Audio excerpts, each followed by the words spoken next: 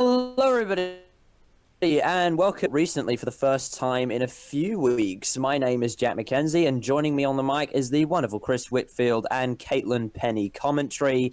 And we do have a lot of things to talk about in this episode because we've had so much racing and so much news to go with it. We of course had the Brazilian Grand Prix. We have Supercars in Newcastle to talk about, which I was actually there for. We have the Macau Grand Prix, which, well, it's the Macau Grand Prix. Formula E's back.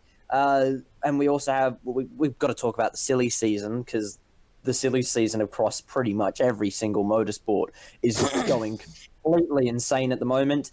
So I think without further ado, just to make sure everybody is unmuted. So Caitlin, are we good for we are good, yeah. I can see the microphone's working. Testing. Yeah, that's all going okay.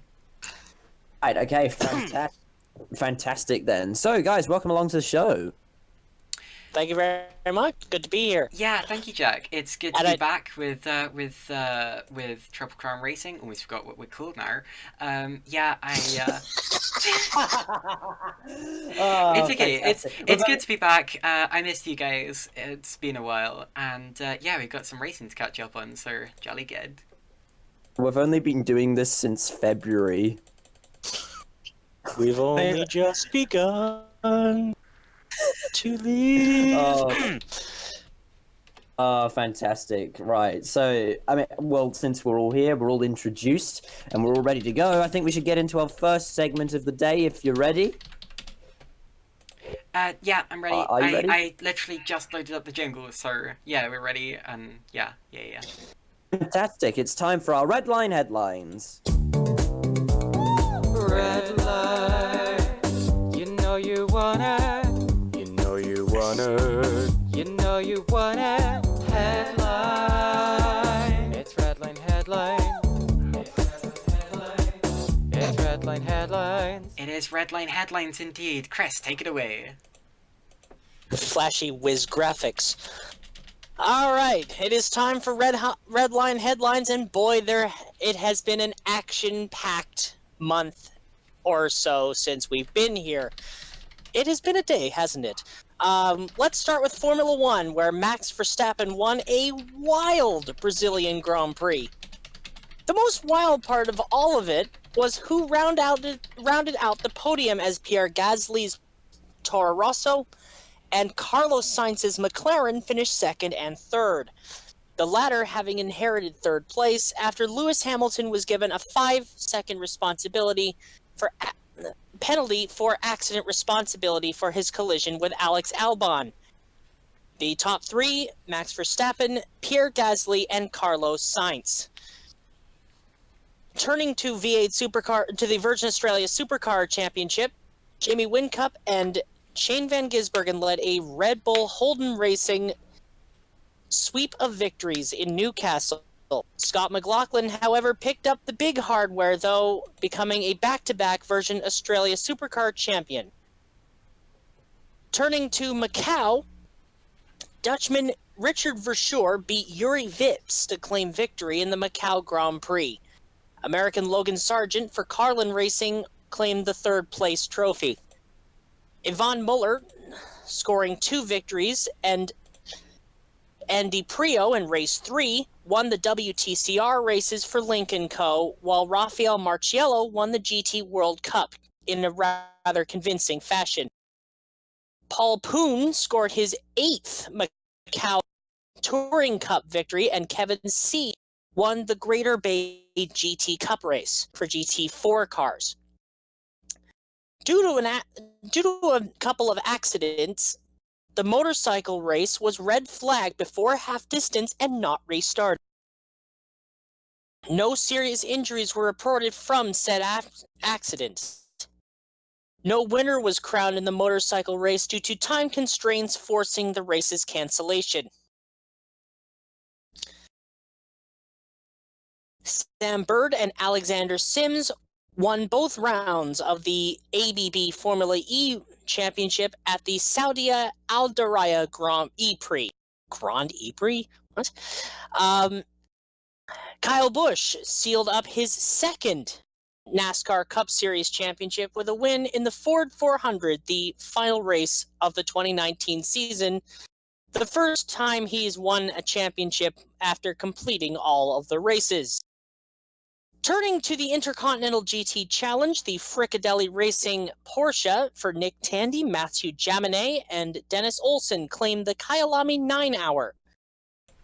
Olsen clinched the Intercontinental GT Challenge Championship with his victory. This was the first 9-hour race at Kyalami since 1982. And in the Asian Le Mans Series, G-Drive Racing by Algarve's Oricus 01 inherited victory in the 4 hours of Shanghai after the Thunderhead Carlin Racing Dallara was given a time penalty for a drive time issue. In LMP2 AM, RLR M Sport claimed victory over debutants Rick Ware Racing. In LMP3, Inter-Europol competition picked up where they left off and claimed victory. And in GT, it was the first victory for the new Aston Martin Vantage, with D-Station Racing claiming the flag. And that is your Red Line headlines for Saturday, November 30th, Sunday, December 1st, wherever you are in this great planetary orb of ours. Back to you, Jack. Pinch punch first day of the month. Australia land. Let's go. Okay, can I just say Formula One is now interesting again because Pierre Gasly finally got a podium in a Toro Rosso before Alex Albon. I love seeing midfield teams on the podium. It's fantastic. I mean, that's what I love, these outside results, and it shows that, maybe Formula One's changing for the better. And also, can I just say, it looks like McLaren are finally back because they got a podium after, 5 years roughly? I'm pretty sure anyway. Last time was 2014 at the Australian Grand Prix. I don't think that Formula One is back. I don't think it ever went anywhere, to be honest. I think that the latter half of 2017 has been a wonderful, wonderful show of racing. I think, to be honest... 17? Sorry? And as has the latter 19. half of... the 2017 season was decent, but yes. Yeah. Okay, 2017 was a good year, but I think the start of 2017 was better. Of course, I meant the end of 2019. I don't know what year we're in anymore, but whatever the case. It's been a day and a half. Whichever the case, I think it's been a great end to the season. I think ever since Austria, we haven't really had a dull race.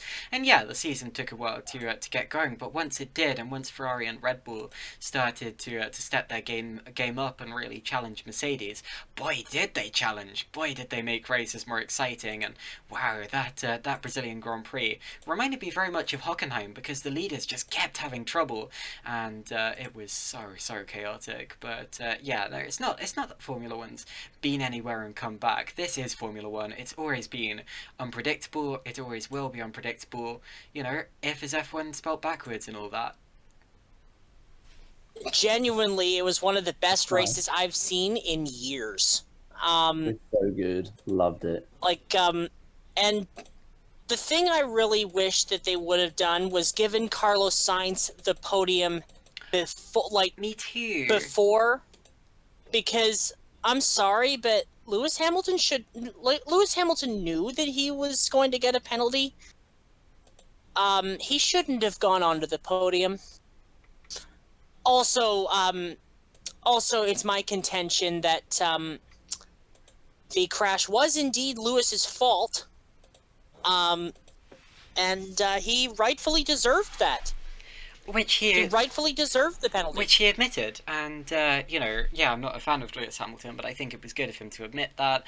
I think it was wonderful that he went over to console Alex Albon after the race, because he knew that he cost Alex Albon his first F1 podium, which Albon deserved. I think Albon had driven a wonderful race, and he left the door open a bit there, but it just wasn't going to work for Hamilton, and he locked up a tyre, and he knew it was his fault, but You know, these things happen, and it's just a shame that it cost Hamilton his, Albon his first podium.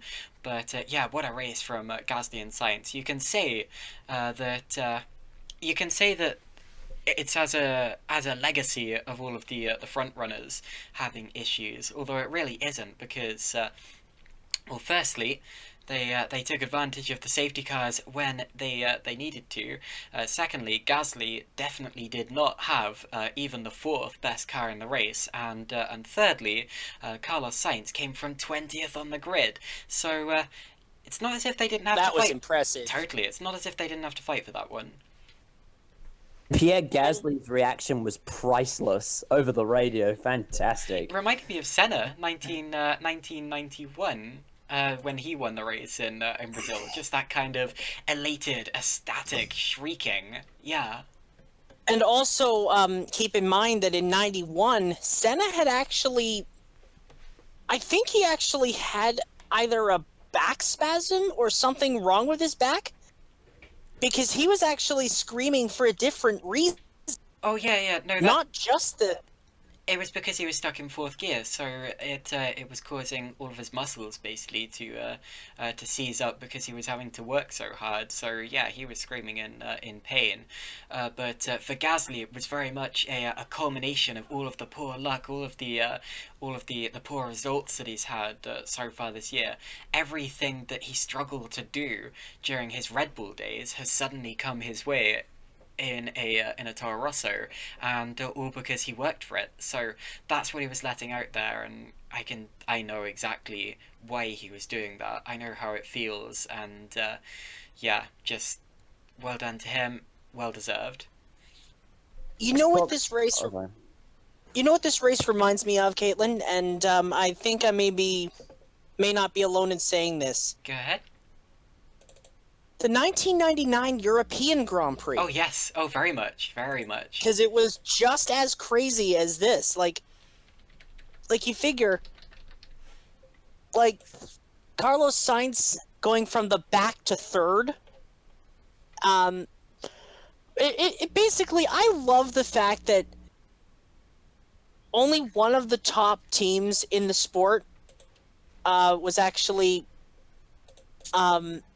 on the podium, and that was Red Bull. Yeah.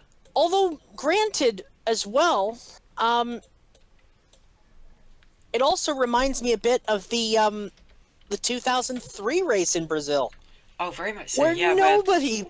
Fisichella got his first victory, but I also want to point out 2 weeks later. I also want to point out that Toro Rosso are so good at capitalizing on these situations, because we've seen that all the way throughout this year. Toro Rosso have not had a good car by any means, but through making the most of safety cars at various races, notably, of course, the German Grand Prix, where they finished third and sixth, due to very similar circumstances. Actually, they've taken two podiums in both of the races. A podium each in both of the races where top teams haven't locked out the top three spaces. So yeah, I have to name them the opportunists of the year, but it's not just those two races either. I think there was a safety car in Monaco that they reacted to well as well, and they got a car to eighth in that. And I think Azerbaijan as well. That of course the race where was it Kvyat finished Albon finished sixth on. Oh no, getting that completely wrong. I'm looking at the wrong thing. But anyway. It reminds me a bit of how I think it was Prost that used to take advantage of other people's misfortunes to actually move up the order. Because, of course, I still remember the first race I ever watched, '96 Monaco, where Olivier Panis started, I believe, what was it, 14th? Was that really the first F1 Grand Prix you ever In the watched? Ligier? Oh wow. Yes. That's a good first one. And it's all, like, I just loved it. It was... It was one of the best races I've ever watched to this day. I can imagine. Yeah. Anyway, I mean, how can you go wrong with only 3 cars finishing? but yeah, wonderful, Fantastic. wonderful from Toro Rosso to capitalize on situations like this, because that's not easy to anticipate the change of race. And yeah, you know, people can say that that's luck or whatever, but luck doesn't happen three or four times a season in the same way. That's skill. That's trained strategists, and to be honest, I think Ferrari could take a page out of their book. Xbox team radios aside, Xbox party team radios aside, and well, Carlos Sainz's good result. We should actually talk about Ferrari because they came together, and that's not good for them. Oh boy. What I was trying First to of lead all, on to. Sainz is a smooth operator. Yes, he is. Smooth operator. Yes. Yeah, That's that's what I was trying copyright to lead on to with my Carlos Sainz point. Sorry, with my Ferrari point. Of course, yeah, Ferraris came together. I don't see why people are saying that it was 50-50. You know, after the race, a lot of people have been going, oh, you know, well, Leclerc could have given him more room.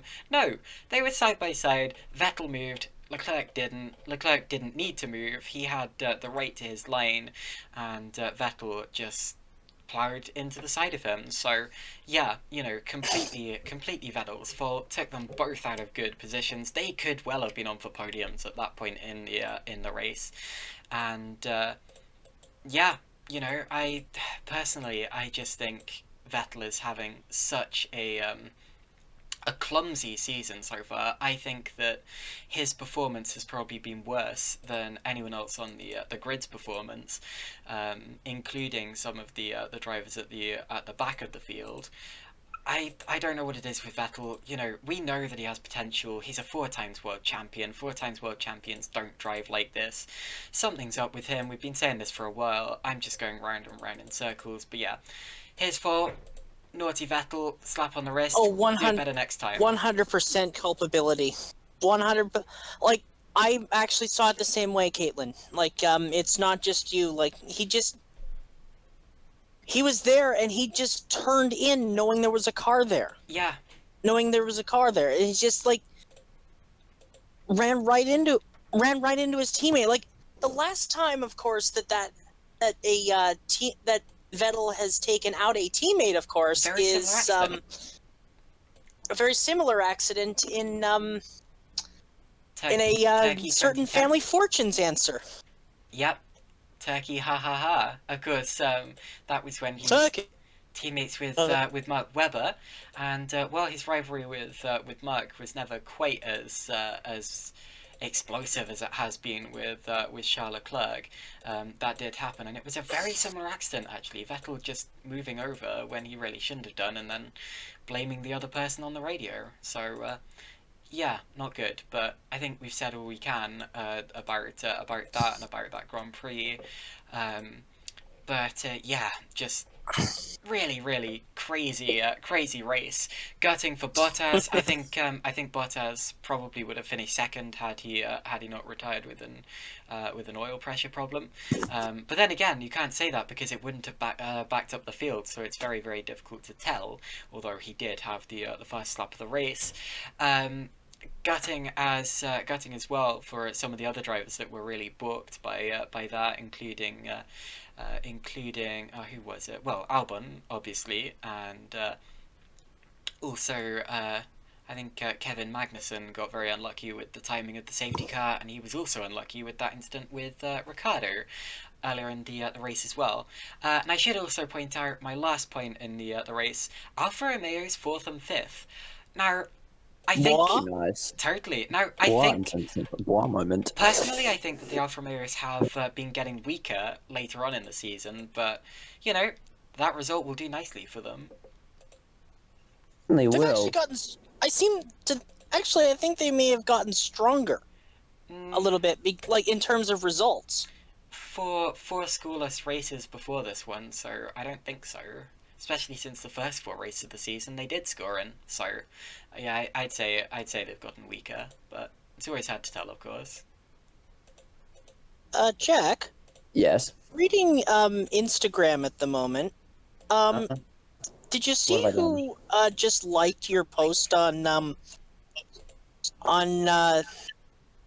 recent Motorsport recently thing? I Tell us, Chris. Paul-Luc Chatin. Oh, our LMP2 driver, Paul-Luc Chatin. Chatin, Paul. I probably pronounce. Oh, no. Paul-Luc Chatin. I knew I could. I knew I pronounced that. Anyway, Yeah. yes, he has liked it. Very good. Chris, is Sorry, Jack, my is thing Jack cut out lagging? there for a Is Jack second. lagging for you as well, Chris? Slightly, but Okay, I think it may be on my end actually, so my apologies, but it should sort itself out quickly. But yeah, very nice. Anyway, so that was Formula One. shall we move on to Macau? Let's move on to Macau. Yes, because Macau this year, I actually tweeted about this. The races they had, the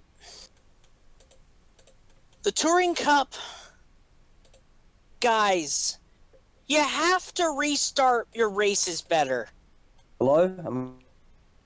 Yeah, Jack, you're really roboting. Sorry. Hey. Sorry, that was going a bit wrong. Anyway, yes. So sorry. And just yeah, one more point. The Formula One race.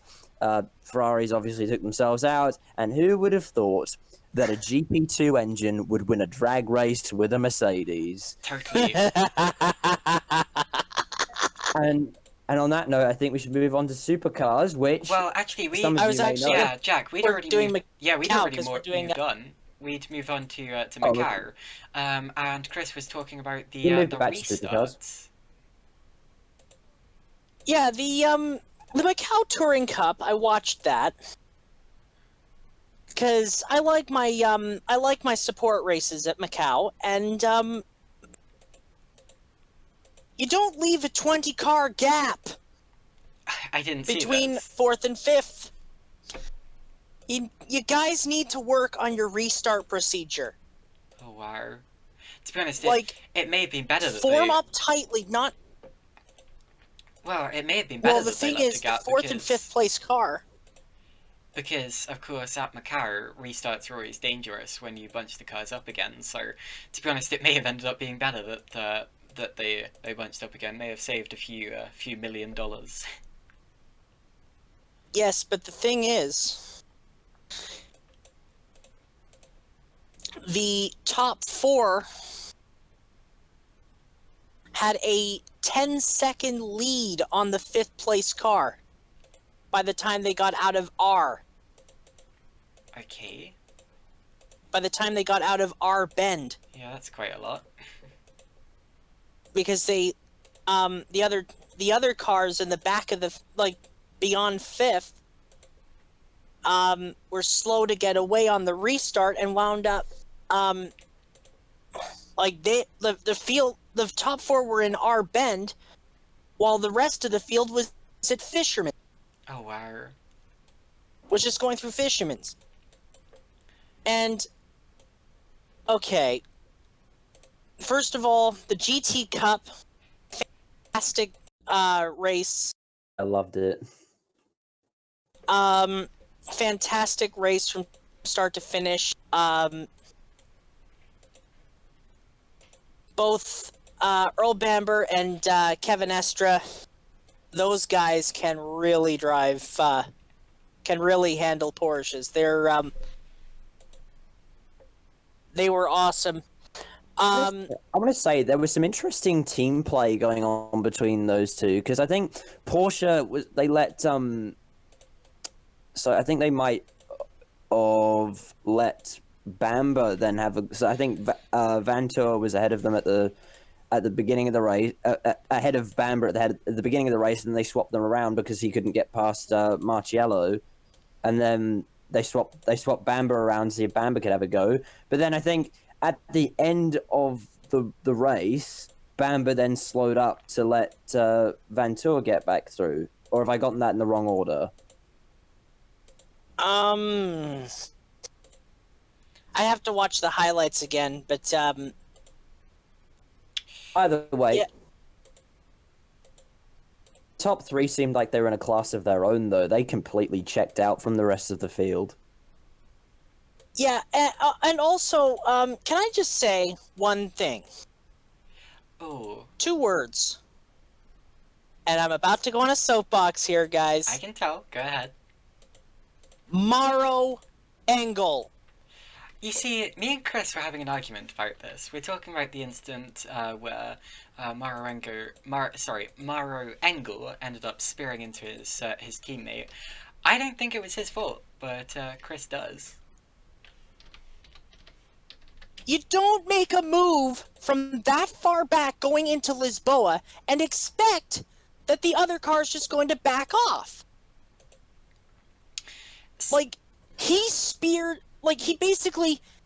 misjudged the braking point. He spears into Edo Mortara, nearly kills the kid, nearly kills the guy, and then decides, oh, it's never my fault. I'm gonna blame the other driver. Like, Well, actually, I think it was the other driver's Jesus fault. Christ! It's like So, it was not. yeah. If anything, it was a racing incident. So If anything, I'm gonna look back at the incident now. Basically, what I think happened is I think Engel made a perfectly reasonable move on the inside of, is that Dries? opportunistic. Uh, No, that was Kelvin van der Linde. Kelvin van der Linde, indeed.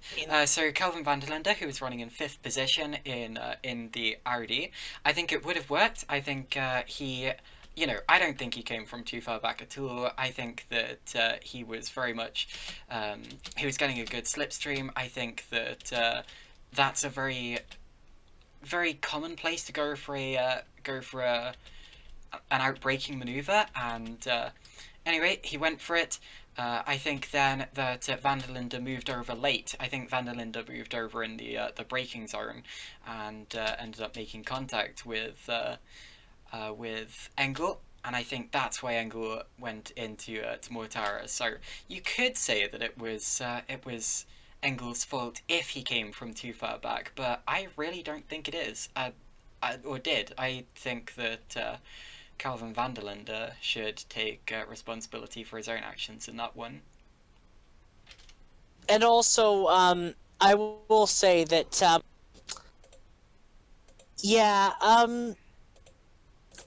put my Don Cherry coat on, I'm a bit like Don Cherry, except I'm not racist. But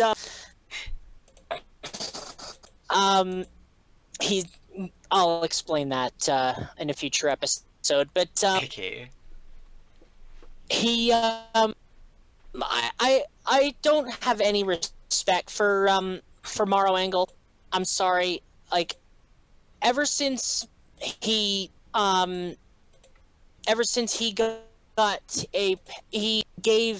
the Mercedes team a penalty at Bathurst in, I think, 2016, was it? And then for something that was his fault. And then when Giz crashed, he basically blamed Giz for the fact that they were that far back in the first place. In that little,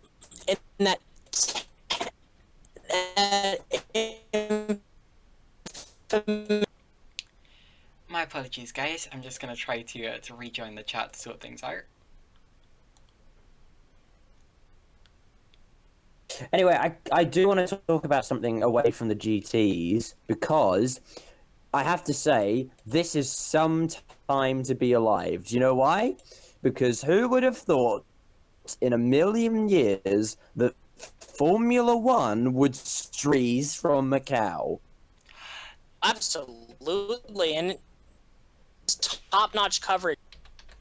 really was. Yeah, It was great. I loved watching it. I've seen it as well. I think it's wonderful that Formula One streamed Macau. Of course, this is the very first time that the Macau Grand Prix has ever been run by the FIA Formula 3 Championship, because of course it's the first year of the FIA Formula 3 International Championship, and I wasn't expecting them to stream it, but they did. It was great coverage, and wonderful that people could watch it so easily easily on YouTube.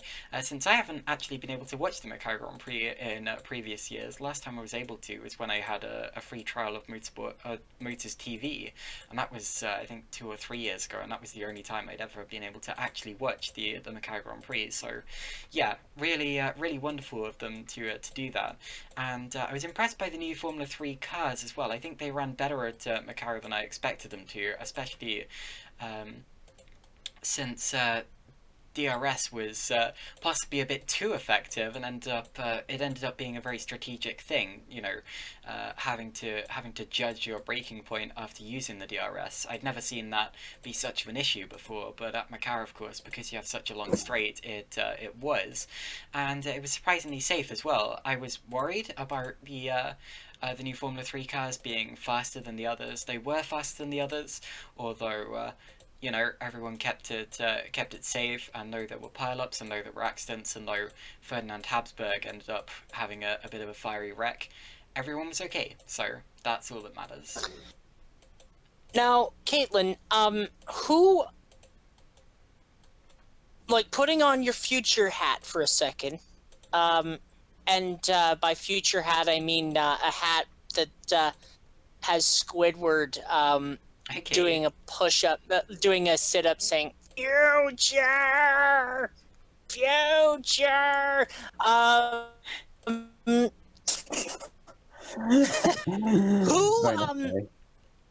Who, like, stood out for you as far as, like,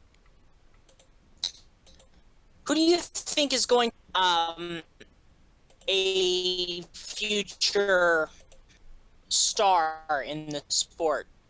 Firstly, I'd like to. Like, do you think? So, firstly, I'd like to apologise for the lagging, because we have had a bit.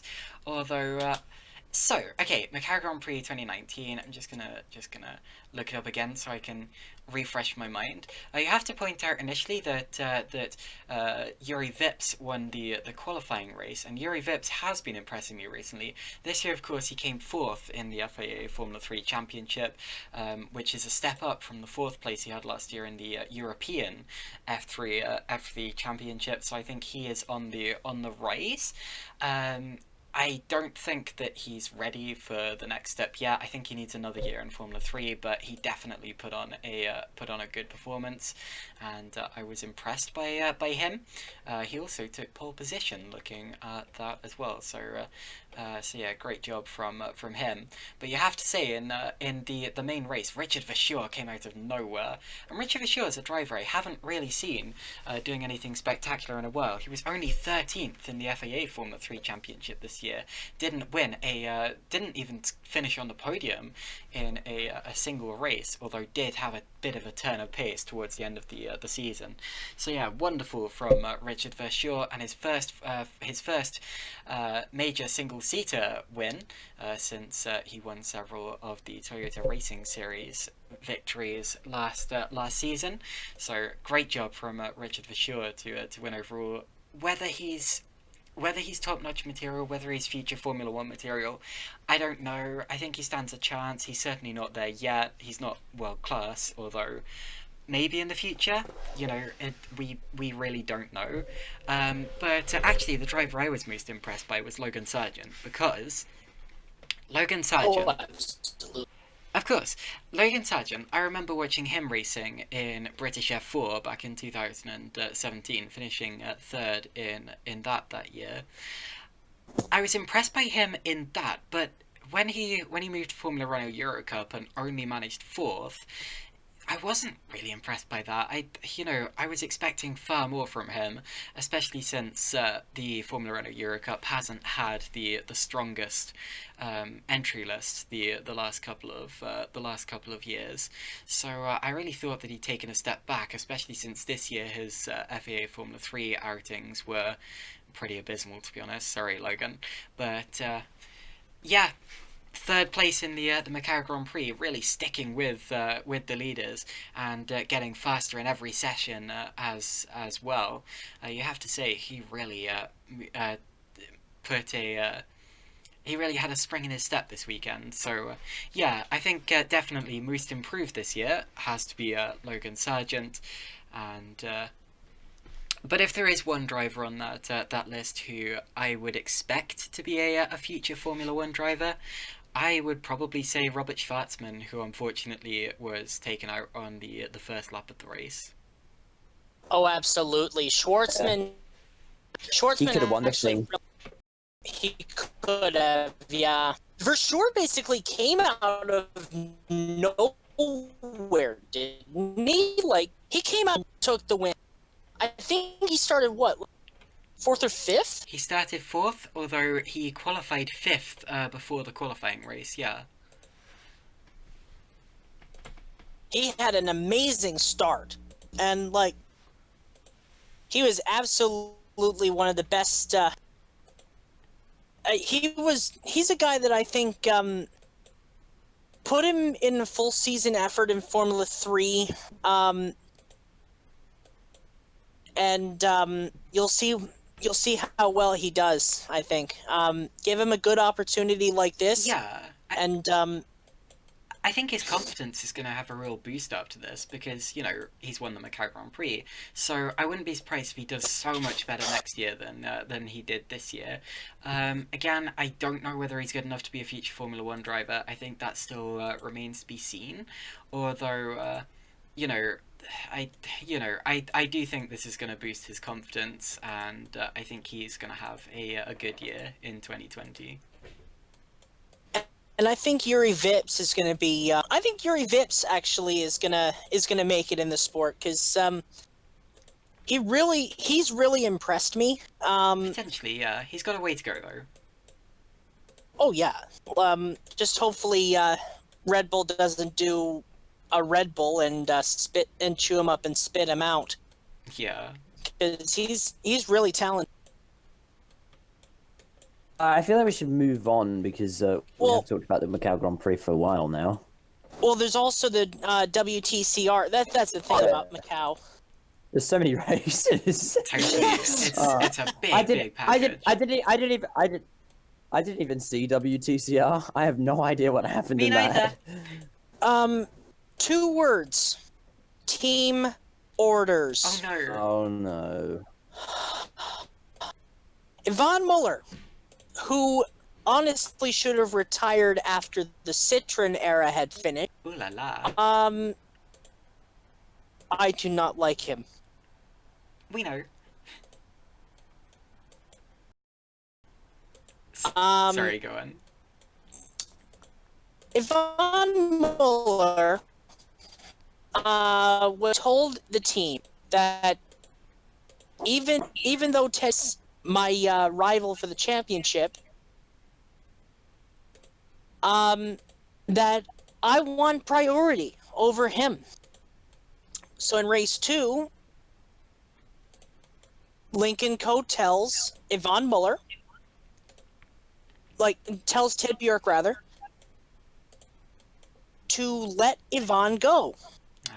Yvonne wins the race. I think Bjork is second. I think that's wrong when they're fighting for the championship at the final round. I understand Team Order. It's not even the final round, though. Isn't it? There's still one more race at Malaysia. Okay, still, I understand Team Order Sim Motorsport, and I think early in the season they make sense. But when you start getting to the end of the season, I think it's right for people to frown upon them. So, especially at a big event like Macau, but I understand why teams employ tactics like that. And also, can I just say like to put a period of it, it was really nice to see Andy Prio back on the top step of the podium. He actually had an excellent battle with Rob Huff, otherwise known as the King of Macau, and they basically were fighting for the entire event, for the entire race, about basically they were fighting for the win in the the entirety of race 3. And Nice. while I really wished Huffy would get number 10, it was really nice to see Prio back on the top step of the podium. I commentated on a race with Andy Prio in it. He was he actually led in the early stages of the Citroen C1 race that I commentated. So yeah, I've seen him racing in real Wow. life. That's a big name, yeah. Totally. Fantastic. Did he have car triple 1? No, unfortunately, he had car number 303. 303. Still in all. Anyway, should we talk about the supercars brief? Thinking we could save that. I was thinking because, of course, you were there and Oh, yeah, okay, you have fair enough. stories. All right, so we should talk about Formula E for a second, which I actually think Adiria is one of the circuits on the calendar, and it delivered again. Didn't see it. I didn't see it either, Right, so sorry. I didn't actually see the race because I was in Newcastle. I saw the highlights though. I saw the highlights too, yeah. Yeah, I saw the highlights. Buemi's re-entry in race 2. Oh, yeah. Ooh, Yeah, that was wrong. naughty. You know, I personally think that Sebastian Buemi is one of the best racing drivers to have been dropped from F1 after only 3 seasons. However, yeah, you know, that was wrong. Reminds me of Sebastian Vettel at a different Sebastian at the Italian Grand Prix this year. But you know, lucky that they all got away with that. But yeah, I saw the highlights too. I personally think that while the races are exciting to watch as a kind of highlights package, I just find Formula E really forgettable. You know, even when you get technically exciting races, I feel like they all just don't mean anything. They're all just so similar. I don't know. Sorry. Stoffel Van Dorn did well in the 2 Adira races though, Yep, for Mercedes. Double podium. And also, I believe Porsche got there first. I think they probably with, did. Yeah. with Andre Lauderer. They did, yeah. Yeah, good to see Porsche competitive right off. I thought Porsche would be competitive right off the bat because it's Porsche, so you know that's kind of just what you expect from them, and that's what they did, which is good for them. I wonder how different the cars actually are between the teams, because to be honest, they don't really appear to be different at all. You know, the drivetrains probably make a bit of a difference, but not really that much. So I really don't get Formula E. I'm going to say this every single time because I just don't get it. Sorry. All right, on that note, I like my cars to have noise, but it's not cars the, it's that not have the noise in noise. NASCAR. It's not the noise that I don't like, it's just the attitude around it. I don't know, it's so different from all other motorsports and I don't think it works. But people seem to like it, so I'll just shut up and let them have their fun. Should we talk about NASCAR briefly? Yeehaw! Exactly. Well, now I Kyle watched Busch won the championship. Yay! Can I just say, You drove well. yeah, this season has been, for lack of a better word, a disappointment. I think it's been. It's been a disappointment Oh really? in terms of the on-track product, yeah. And I'll tell you how I know, and I'll tell you why. I actually did a very lengthy Facebook post about this, about basically about every series, about every series. Right. Okay.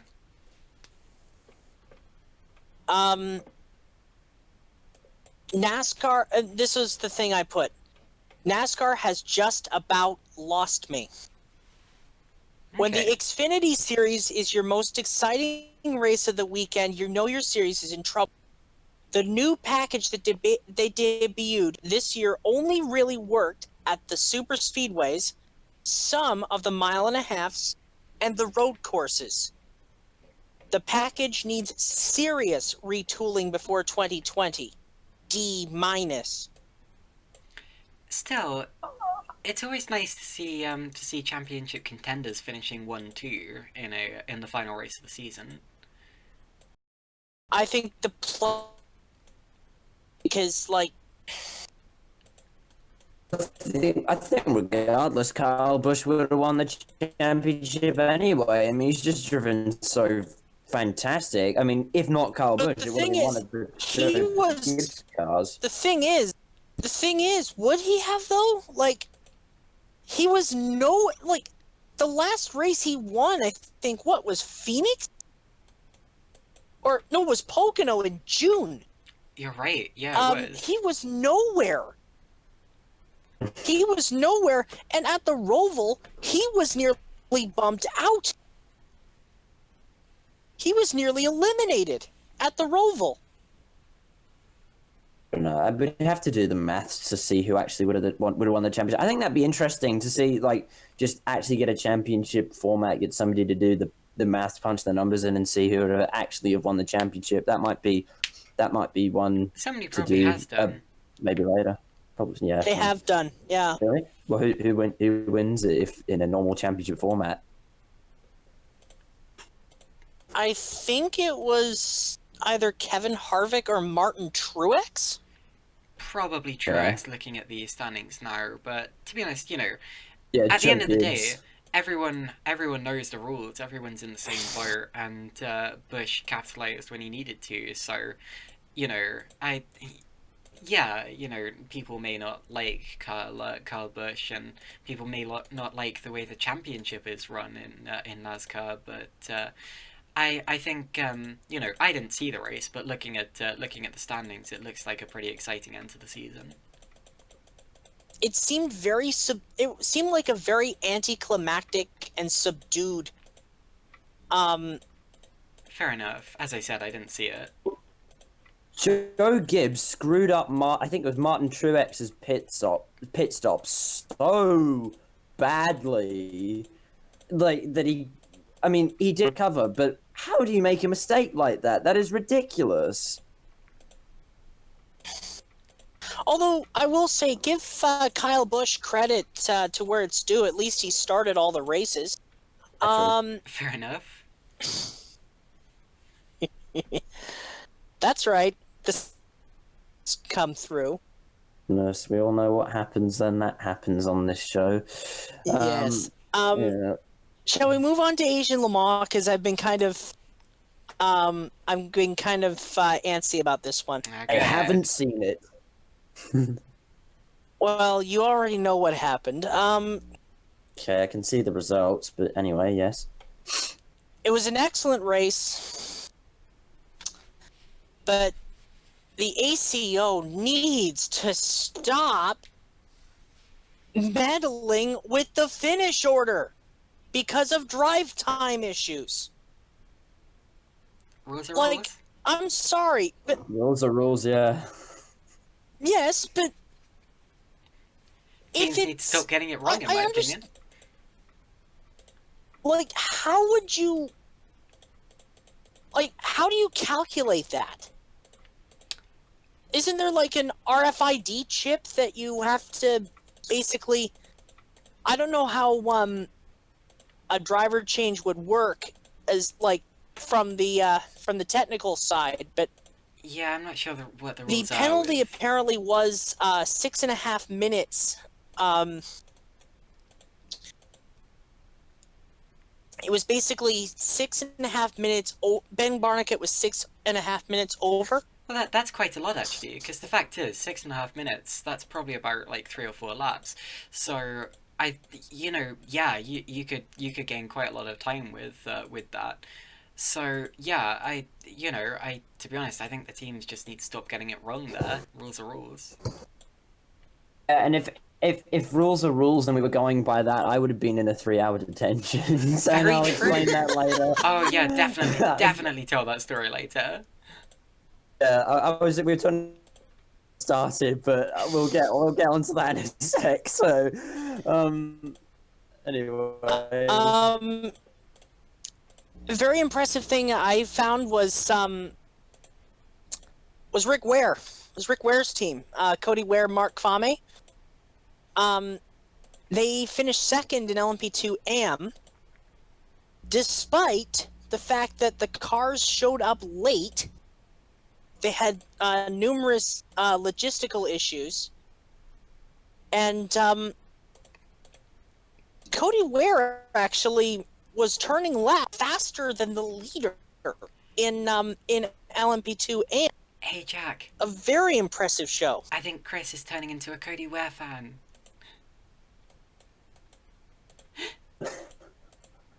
Why, Caitlin? I don't know what you're talking about. I've always been a fan of Cody Ware. Sure. For those of you who don't know, Cody Ware's actually blocked Chris on Twitter because Chris went on a rant about him. But anyway. But not on Instagram. Oh, okay. That's how I learned about the IMSA Riley. Lovely. Anyway. Yeah, he slid into my DMs and told me about the Did he really? about the Riley. Yes. the person who blocked you on Twitter DM'd you. Does he know that you're the same on person? Instagram. He probably doesn't know that you're the same person. Oh, that's wonderful. He will if he watches. Very true. Hi, Cody. Oh my Cody, goodness. I'm sorry. Cody, I'm sorry. From the bottom of my heart, I'm sorry. Let's Also, hi, Jack's dad. Hi, Jack's dad. Oh, yeah. Well, I mean, I know that they do this on the Radio Le Mans shows. They have Hindhoff Senior. If Mackenzie Senior is listening in, hello, by the way, once again, and if you've made, congratulations. Anyway, right. So, have we talked about? Well, you've obviously talked about Asian Le Mans. So, And by the way, in GT, the Aston Martin won the GT class with Ross Gunn, Fuigi, and everybody's favorite Japanese AM driver, Hoshino. Satoshi Hoshino was part of the driving strength Amazing. in that Aston.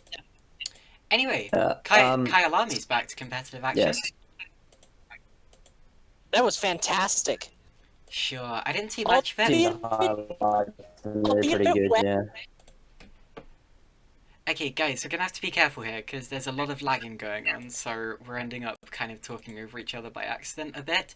Yeah, I was gonna say I didn't see much of the Kyalami race. I know that weather played a big part in it, and there were people saying that it was very hot but very rainy at the same time, and they could see the water evaporating off the circuit when they were behind the safety car, which is well, it's prime Africa, and yeah, amazing to have an international race event taking place in Africa. First time that's happened at Kyalami, of course, since the 80s, as you've 1982. 1982, indeed. So yeah, wonderful to have those back. And although I didn't see it, I think well, I'm sure it was a great event. And actually, the way the weather turned out, it actually reminded me of the deluge that happened during the '93 South African Grand Prix, when basically it was like Yeah. dry, monsoon, dry again, then Yeah, Africa. and yes, that's the technical term. Got it. Okay. That's the technical. What's that supposed to mean? Rain? Yes. No, actually, it was bucketing. Oh, bucketing. There my is something. goodness. There are something like 80 different words for rain in the English language, and there are now 81. But anyway. All right, Jack is kind of antsy though. Shall we move on to supercars? Go, Jack! We get to talk about the supercars, and I was actually there in Newcastle, and I was filming on my GoPro. But I kept covering the microphone like an idiot, so the audio is a bit weird. But yes, supercars happened. Triple Eight had finally gotten their act together, and now actually are able to win both races. Qualifying ended up playing a massive part, especially in race 2, because Shane van Gisbergen didn't even make the top 10 shootout, which. Well, that's unusual for Shane van Gisbergen. Races were pretty good. I mean, sometimes when you're at these races, you don't, really analyze the on-track action as such. You're just enjoying the cars going by every sort of second. But yes, I was sitting at sort of where the exit of the support category pit is, and that's just at the start of the start-finish straight, and. Well, I mean, it was a good place to sit, and, it was an enjoyable weekend. And also, Scott McLaughlin, he finally got to celebrate his championship victory. It's been pretty dominant from him all year. He didn't win either of the final 2 races, wasn't even on the podium in race 2, which, by the way, Fabian Coulthard did quite well to get onto the podium in both of those races. How about Tim Slade? Tim Slade! How can we not talk about Tim Slade? That is fantastic. It's Brad Jones Racing, yes, Brad Jones. He did well. He did absolutely amazing in race 2. How's he done that?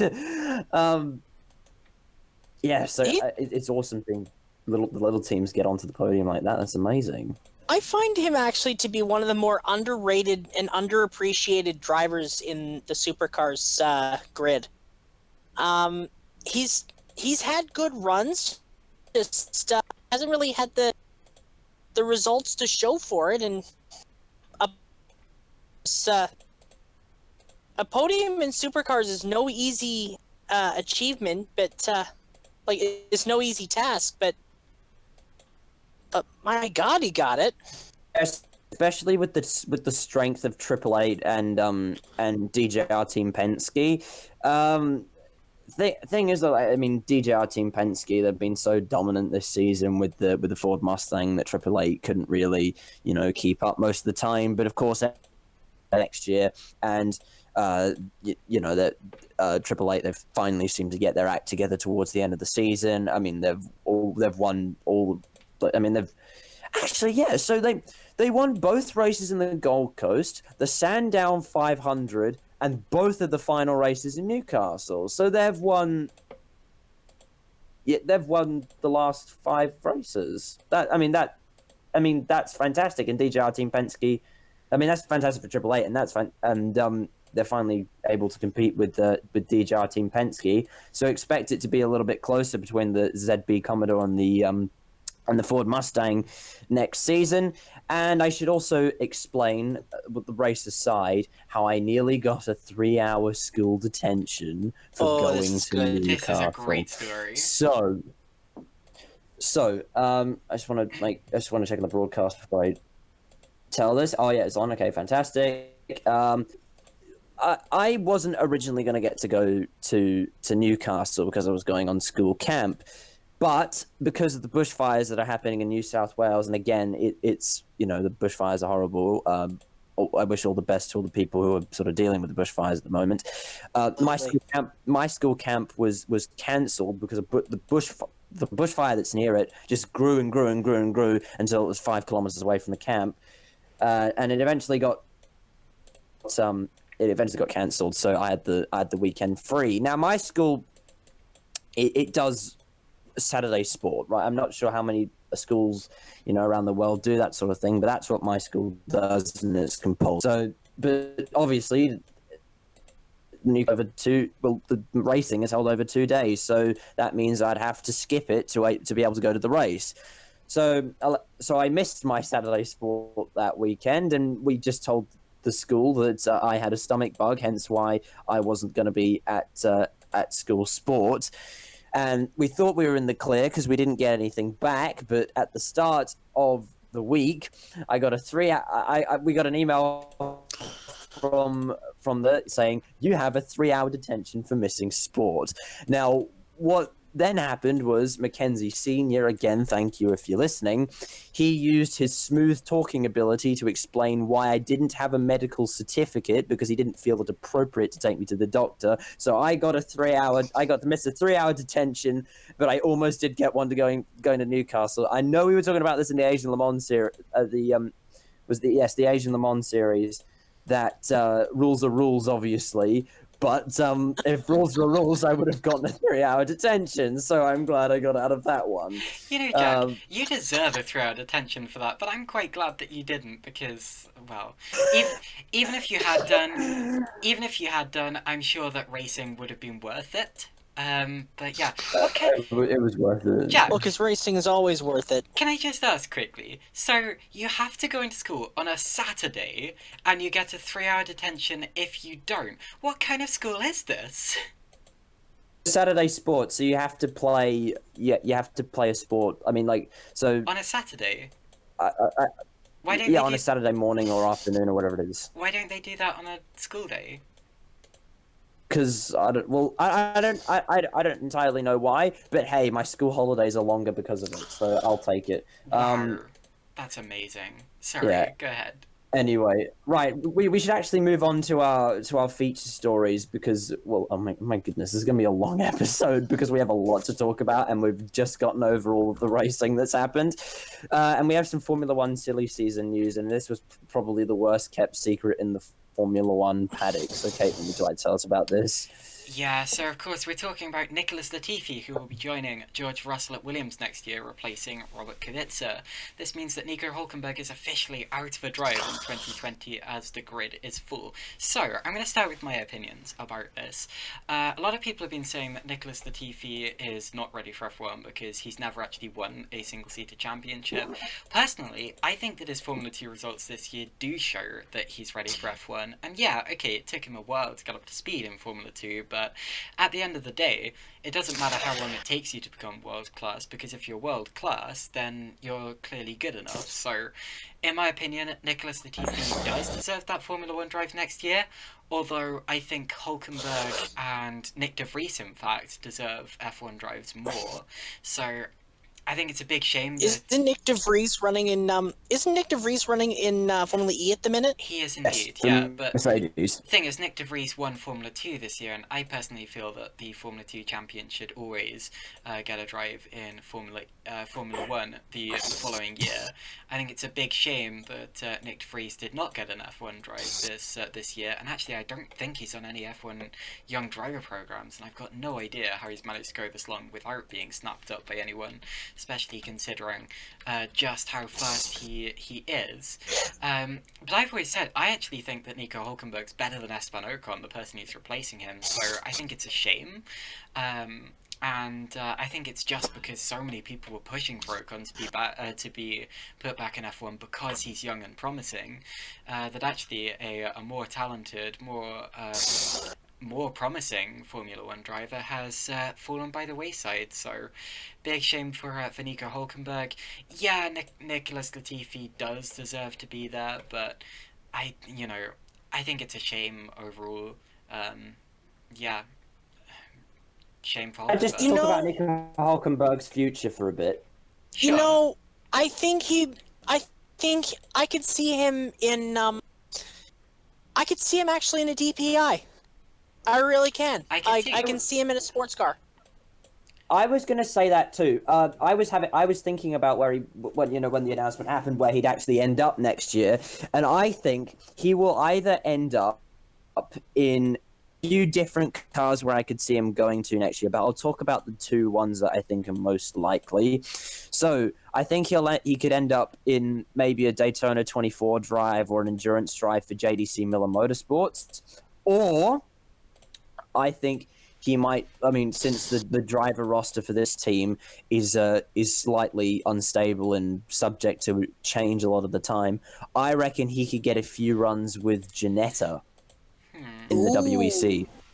So Nico Yeah, Hulkenberg is one driver who I can't see doing Formula E. I don't think he's the type of driver who would do something that kind of slow and fiddly. I think Hulkenberg needs power. So I can see him. I can see him doing DTM, although that may just be because he's German. I may have just made a big racist generalization. No, not He necessarily. No. He shot down He's DTM. running DTM, hasn't he? Yes, but he's they've shut down the fact they've said he's not doing DTM and he's not doing IndyCar. Okay. That's what they've said. Of course, IndyCar, he was linked to was it a Schmidt-Peterson drive? Ed Carpenter. Ed Carpenter, Ed sorry, Carpenter. Ed Carpenter. Ed Carpenter, although he's closed that down as well. To be honest, I would be surprised if he didn't do at least one major sports car race in 2020. I think that's his type of race.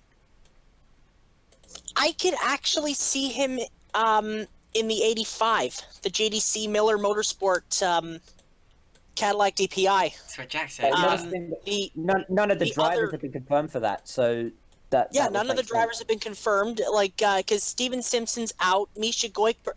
Like, imagine Nico Hulkenberg and Misha Goikberg and running together in the 85. And he's used Wouldn't that be a Yep, and he's used to the colour as well. Banana boats, they suit the whole. Yes. Wouldn't that be a deadly combination, eh? Like, it certainly would be. But we do also have some news to talk about that sort of relates to JDC Miller Motorsport. In our IndyCar Silly Season section, Chris, would you like to tell us about that? Oh, this has been a bit, IndyCar's silly season has kicked off and is most certainly silly. As discussed in a previous video, James Hinchcliffe was released from the new Aero McLaren SP outfit in favor of Patricio Oliver Askew. We knew that. We thought that this was the most controversial off-season would get. But then, four-time IndyCar Series champion and former Champ Car champion, Sebastian Bourdais, would be dropped by Dale Coyne Racing due to a funding issue. Oh, wow. Due to said funding issue, whether it was due to a sponsor who helped pay for the engine deal or Honda themselves, it was the latter. Bourdais is now unable to pay for engines from the Japanese manufacturer.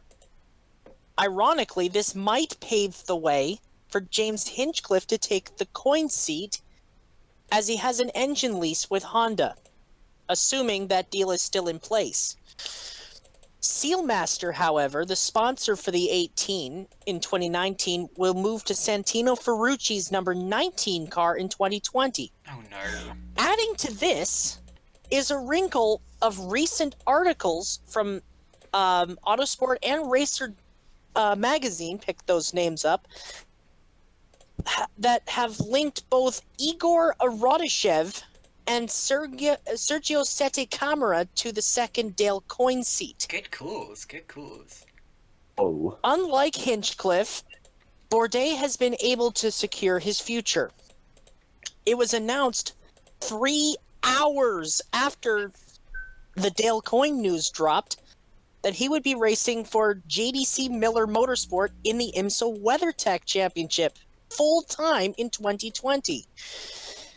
He will be joined by experienced sports car racer Joao Barbosa and his full-time partner, while Loic Duval will join the team for the endurance rounds in the number 5 Mustang sampling Cadillac DPI. All I can say to this is, oi.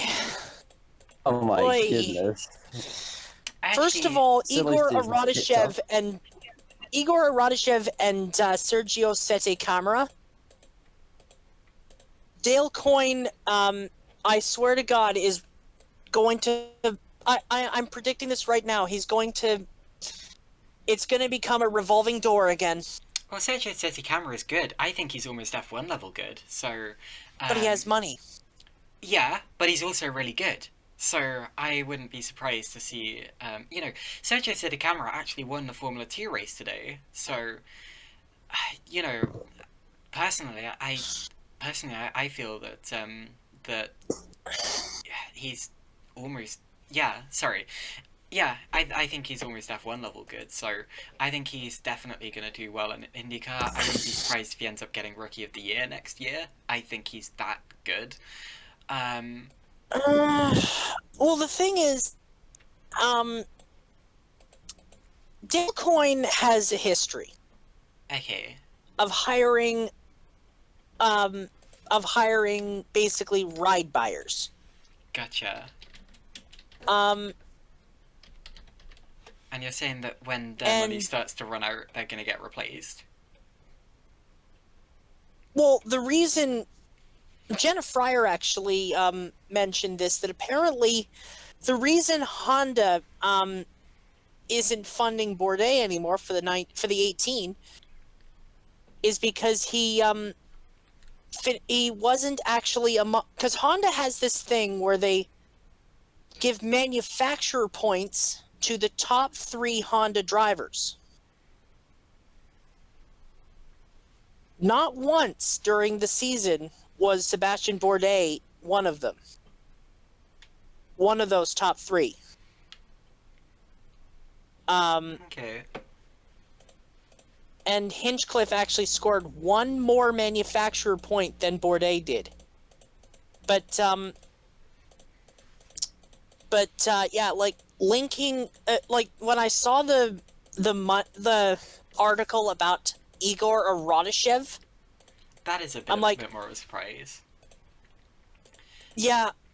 Also, the fact that they're actually not allowed to accept any Russian drivers while economic sanctions are going on in the United States due to the Russia collusion plot.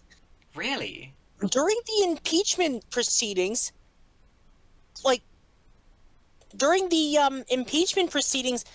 sanctions were put in place against Russia, meaning that while the investigation into the Trump election is taking place, you're not allowed to actually accept any Russian money, no matter where. Fascinating. I had no idea. Like, it's basically political sanctions against Russia that are that may be preventing Arodchev from actually claiming a seat at Dale Coyne. I would also Is anyone in IndyCar linked with SMP? I mean, Him. Michaela Leishman was. Michaela Leshin was, and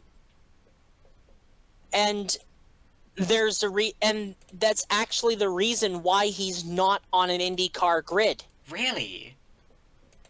Oh, That's wow. part of the reason why he's not in an IndyCar grid is because of that. It's all Trump's fault. I see. Well, he accepted money from Russia to get elected, but that's beside the point.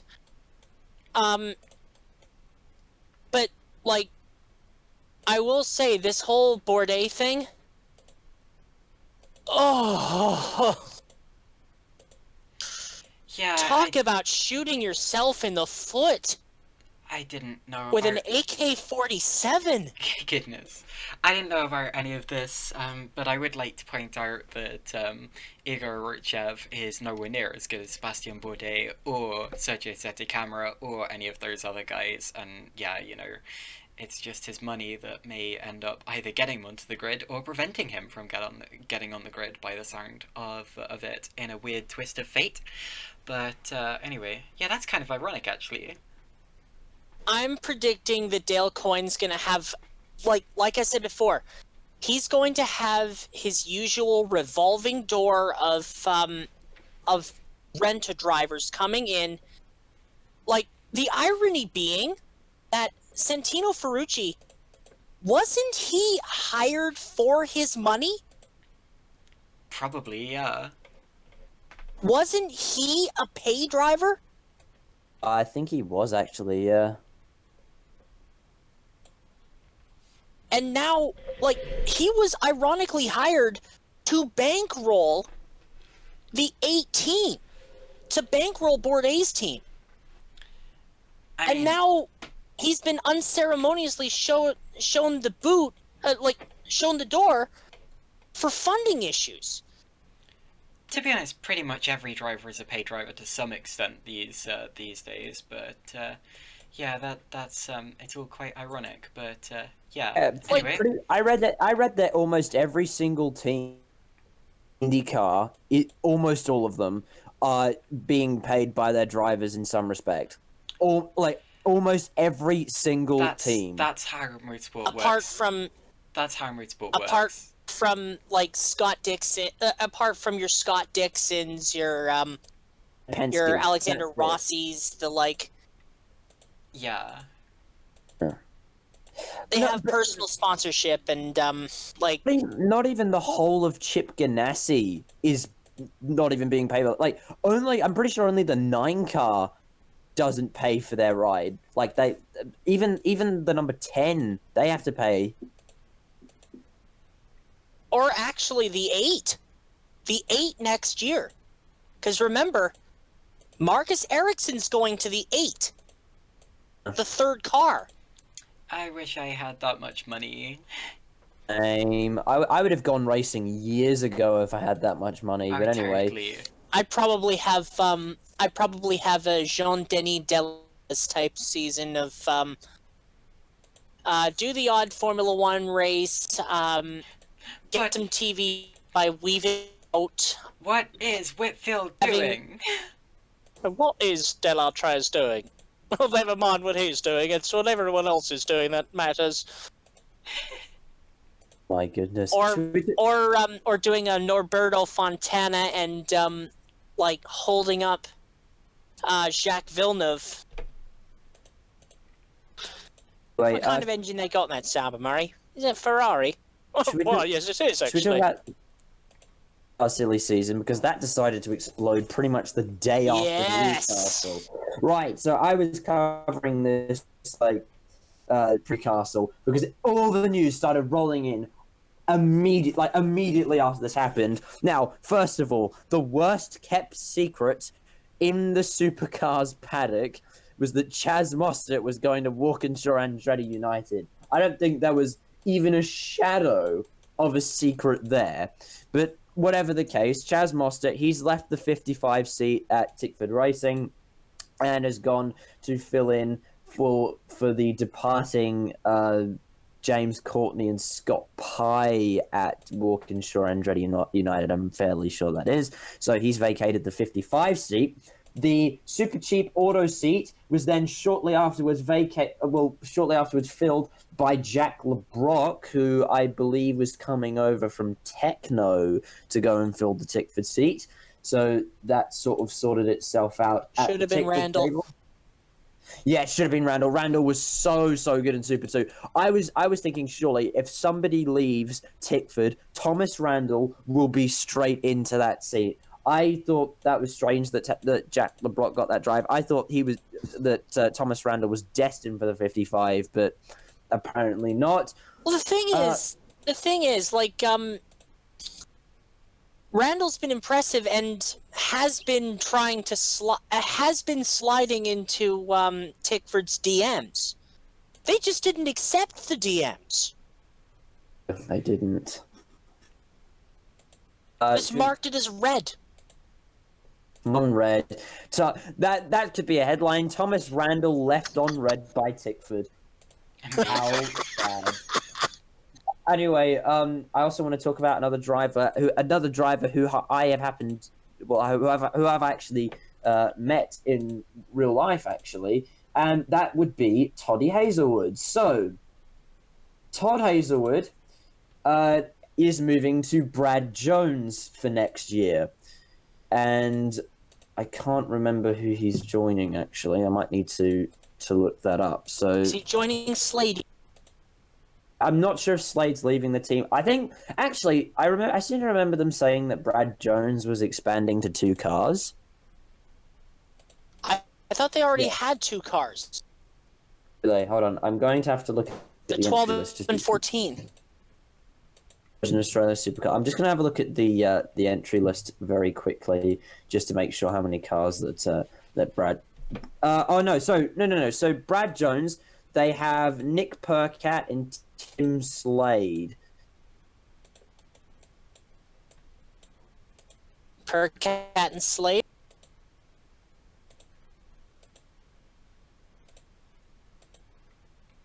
Oh, here. You okay, Jack? No, I can't remember who was acting. I think our Australia might be having difficulties.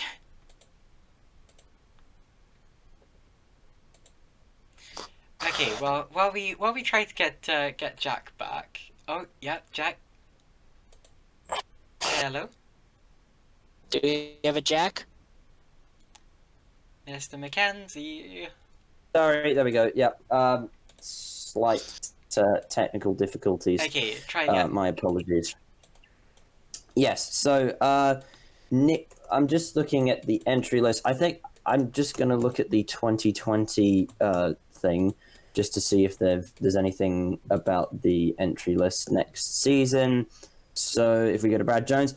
Okay, I think they're actually intending... So Nick Percat will be staying with the team for next year, and then number 8, Todd Hazelwood will be filling the 14 car, and Jack Smith is going to be joining that team as well. Now, if we look at where Percat went... Oh, no, not Percat. Slade went... Is Slade even on the grid for next season? It doesn't look like he is. Actually, is Slade stepping down? He might be. I don't remember seeing anything about that. Whatever the case, those are Brad Jones's drivers for next year. Anyway, so that's what it says on, well, at least on the entry list that's on Wikipedia anyway. But there's also been some interesting things happening over in the Erebus stable. What's Betty done? And that would be... Luke Yulden is retiring from his endurance seat. So that leaves a very tasty and a very desirable seat open in the number 9 car partnering David Reynolds. Oh, by the way, Tim Slade has left. Oh, he's checked out, has he? According to Freightliner Racing's Twitter, Brad Jones Racing would like to bid a fond farewell to Tim Slade after a fantastic 4 years together. The entire team thanked him for his last 4 years and wish him all the best in his future endeavors. Okay. Enough.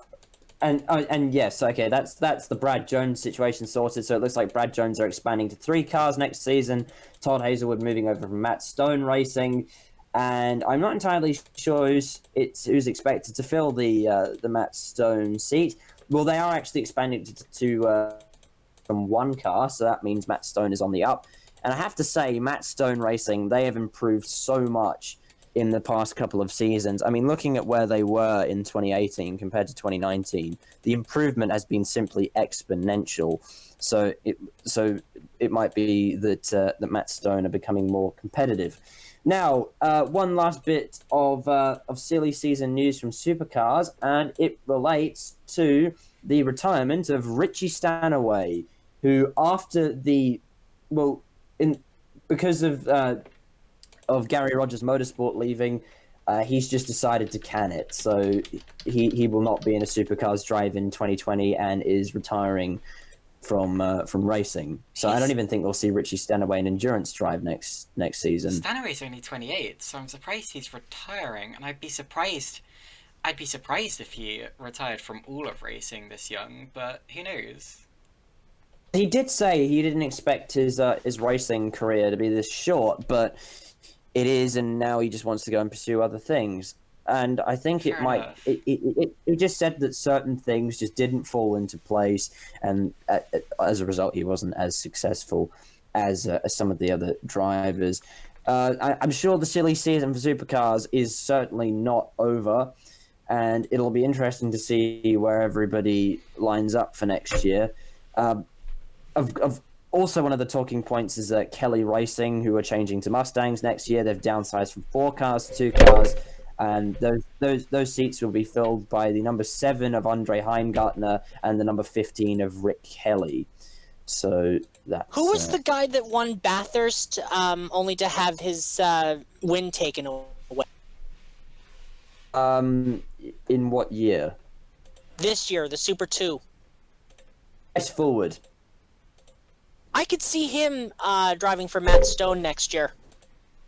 There was talk of that, actually. I remember. He's more than earned it. He's He more won than earned it. Bathurst. Actually surprised he didn't get a drive with Kelly Racing. Well, But, who I was the enduro driver for MSR? No, it wasn't Ash Walsh. Who was it? I will just double check that. It was. I will just scroll down. Yes, twas. It was Jack Smith, and Jack Smith is actually in a full-time drive at Brad Jones now, which means he'll be partnering Toddy Hazelwood as a full-time teammate. I could also see Thomas Randall getting that. Think he jumped ship from Tickford? A ride's a ride. It's high risk though. Like who's the Super 2 champion at the minute? Was that Bryce Fullwood?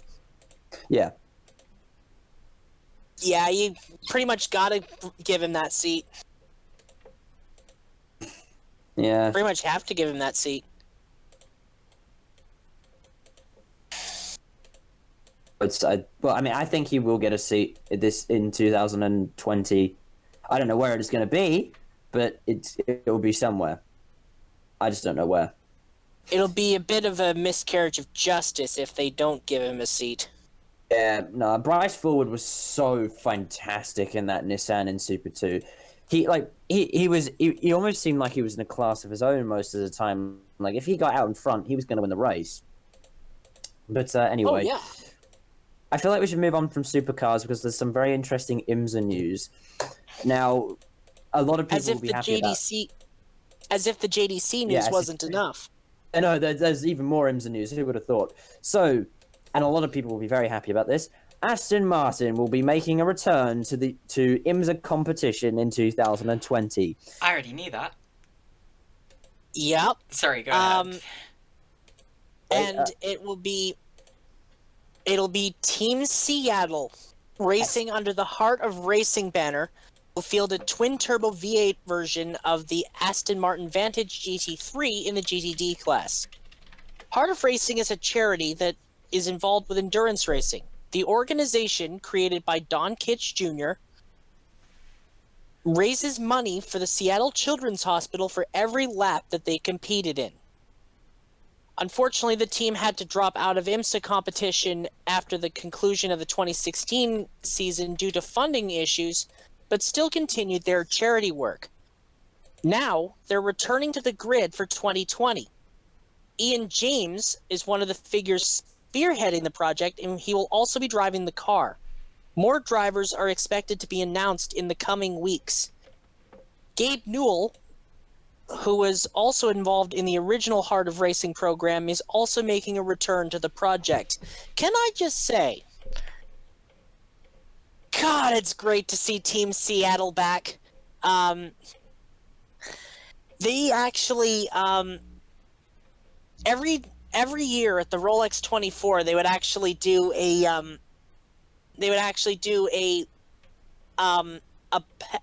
profile on them, basically saying how much money they've raised during the event, and I think it was like $250 a lap, and they've actually done Le Mans before as well. Did it once in a Ferrari. I was reading about them the other day. And Yeah, with Hypersport, with uh, Patrick Dempsey, Joe Foster, and Don Kitch. it's weird to think It's weird to think about Patrick Dempsey driving a Ferrari. You wouldn't usually think that. Yeah, 'cause he's usually a Porsche guy, but Yeah. mind you, Patrick Dempsey has won a race in WEC. If memory serves me, they won a class at Fuji. So, did he? And Well, it's by good the to way, according to my team chart, okay, so updating the team chart for those that have a team chart, I have for DPI 2 Acura, 1 Wayne Taylor Racing Cadillac, their drivers have been confirmed, 2 Mazda, 2 GDCs, which have been confirmed now, 1 Action Express, 1 Juncos, and that's what we know. We're also thinking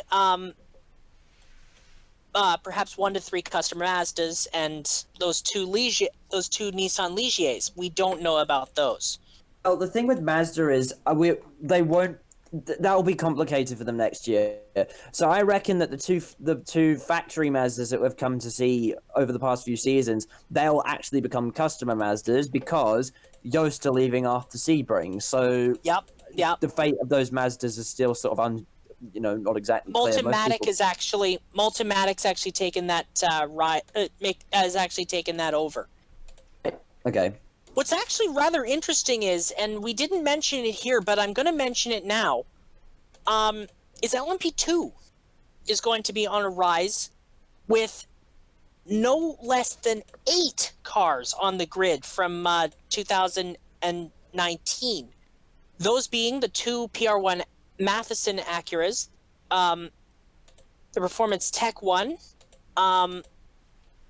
the Rick Ware Riley, 1 Dragon Speed, 1 Era Motorsport, run under the same shop, and 1 Starworks. Yes, Starworks is coming back. Now,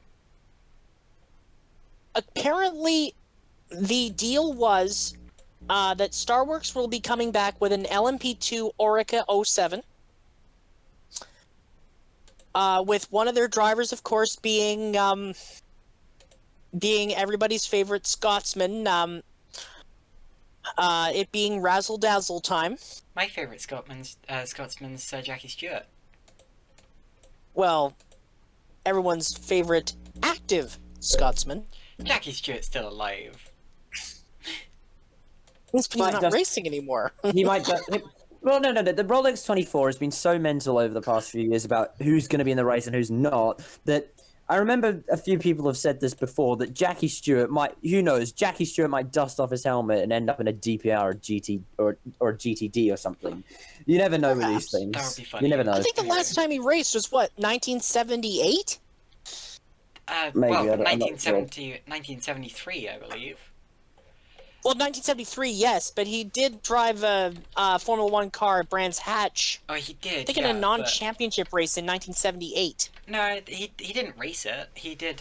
He tested it, but he didn't do a race. With one of Alain Boinard's cameras. Yeah, I believe so.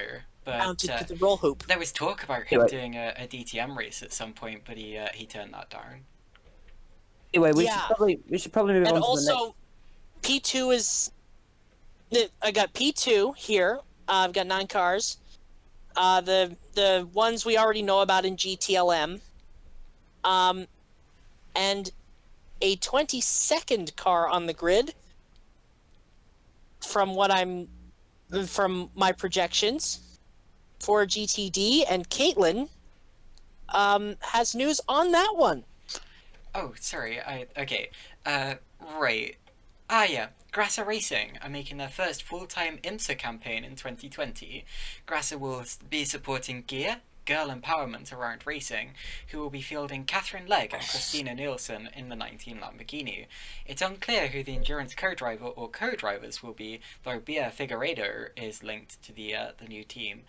I think that's... I have mixed feelings about that. So yeah, you know, Christina Nielsen, I think, is probably one of the best GT3 AMs of all time in IMSA. I don't know how I feel about an all-girl team. Like, I don't know. I think it's good. I just don't like it when it's, like, done for the sake of being a girls' team, if that makes sense. I kind of find that a bit patronizing, but it's run by girls, so I suppose that's okay. But yeah, anyway, you know, Christina It's hard Nielsen, to believe. I'm a fan of Christina, so yeah.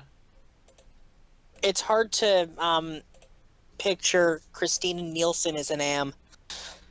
She is an am, right? Like, I love Christina Nielsen. I love Catherine Legg. I think they're... And Bia Figueiredo is one of the best endurance drivers, I think. She's excellent in a Brazilian stock car. She's been good in the Heinricher Caterpillar Acura. I did get that right, though. She is an am, right?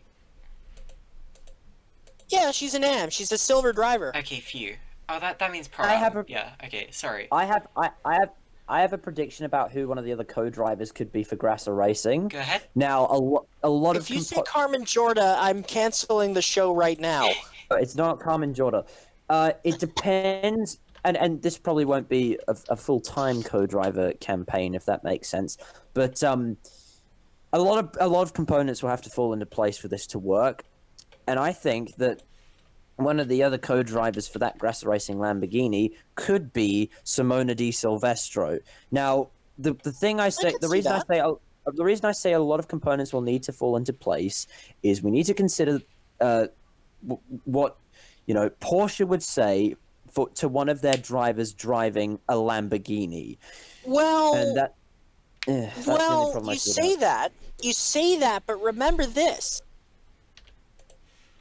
Who owns Porsche and Lamborghini? Oh, how could I forget? The Volkswagen Audi group. How could I forget? Actually, Simona Di Silvestro actually seems more likely now that you've said that. Now, I'll see Simona Di Silvestro, and actually, I'll raise this to the Heart of Racing card, the Aston Martin. Jamie Chadwick. I mean, yeah, she's pretty strong in those. I think Jamie Chadwick actually can. I think Jamie Chadwick would be a great for the Aston. It'd work because she's driven an Aston. Plus, you know, Jamie Chadwick is a you know, she's probably the most famous woman in racing at the minute. However, we are talking about an Aston, right?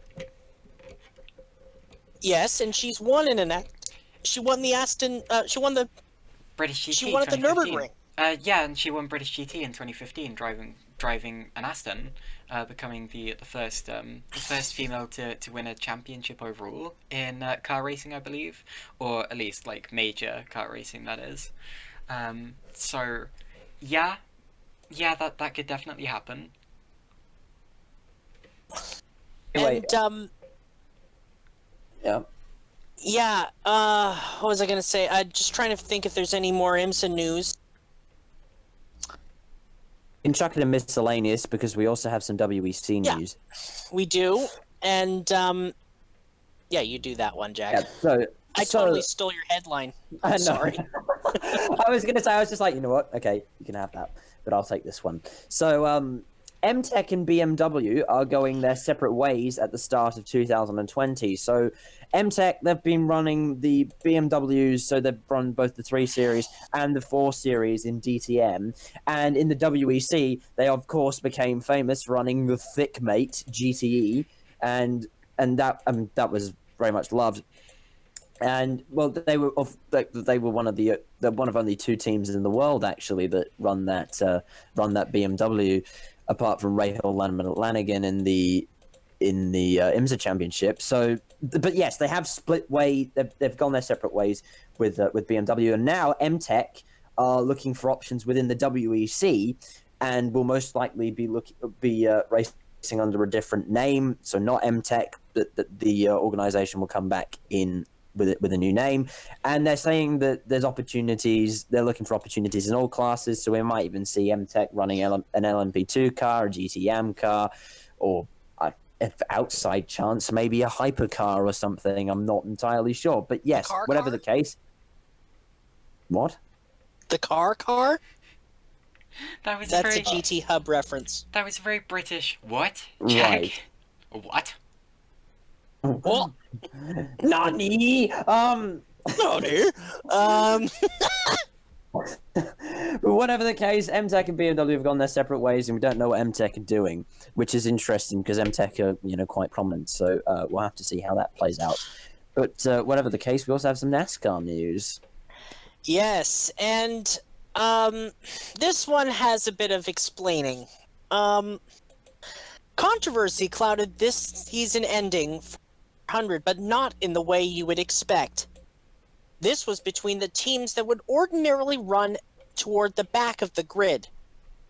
NASCAR determined that the 52 car for Rick Ware Racing, Spire Motorsports number 77, and Premium Motorsports number 15 and 27 cars were all found to have manipulated the finish of the race by parking their cars intentionally to allow Ross Chastain's number 27 to finish higher than the Gaunt brothers' 96 car.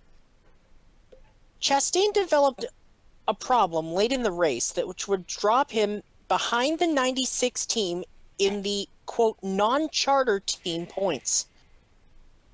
Per radio feeds scanned during the final 33 laps of the race, Joe Nemechek's number 15 developed a mysterious steering issue and was told to take his car to the garage. Moments later, Reed Sorensen's 77 car was told to come in due to smoke trailing, and after being pressured, Sorensen then parked the Spire car for the night. With 15 laps to go, Josh Bilicki's number 52 Rick Ware Racing car also went behind the wall, giving 35th place to Chastain, moving him ahead of the 96 driven by Drew Herring in the open team stand. Basically, the points go 35th to 35th gets 2 points, and 36th through 40th gets 1. These 4 teams were found in violation of section 12.8G member conduct and 12.81 member conduct guidelines in the NASCAR rulebook. The penalties assessed were the following. For the 15, 27, 77, and 52, a loss of 50 Monster Energy NASCAR owner points. Additionally, Premium Motorsports owner Jay Robinson, Spire owner TJ Pucher, and Rick Ware himself were fined $50,000 for their involvement in the incident. The competition directors for Rick Ware Racing, Kenneth Evans, and Premium and Spire's competition director, Scott Eccleston, were not only each given monetary fines of $25,000, but indefinite suspensions from NASCAR following the incident that happened during the race at Homestead. My goodness. First of all, before we talk about this, Spark Destroyer's in chat. Hello, Spark Destroyer. Welcome along. Hi, Spark. To the show. Secondly, that is insane. I mean, are all these teams linked in some way? I'd assume so, because what reason would they have for doing this sort of thing? Okay, so Premium owns the number 15 and 27, and also runs the Spire team, like, out of their shop. Yep. And Rick Ware Racing is actually linked to Jay Robinson's team as well. In that they've supplied cars to them on occasion. Now, I don't think that the other ones. I don't think the 52 did very much wrong, since the scanner frequency didn't actually say that they would do it. But there was something that was actually very damning in an article I read on the issue. Right. It was the radio transmission that basically was Scott Eggleston from going over to the Spire channel and screaming at Reed Sorensen, who was still clicking off laps, telling him to park the car so that Ross Chastain could get that 35th position. I'm assuming Now, that some of these teams, all of these teams, are associated in some way with Ross Chastain's team. Chastain's in the 27. Okay. So,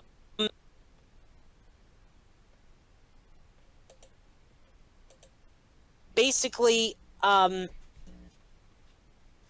highest finishing non-charter team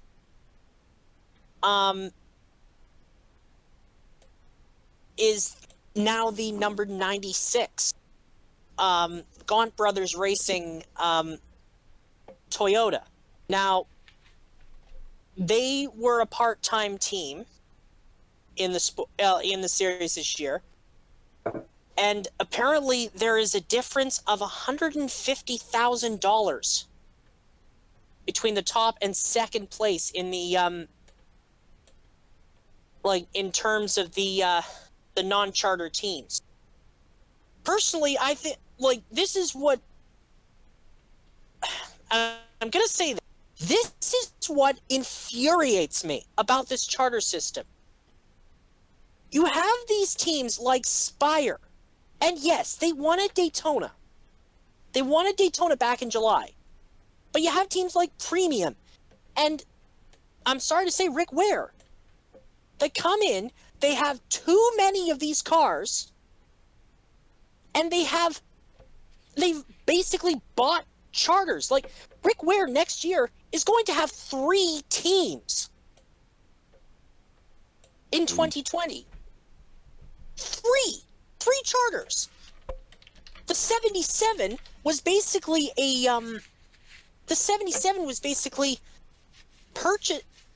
taking advantage of the sale of Furniture Row. That's the 78 from 2018. The championship winning team in 2017.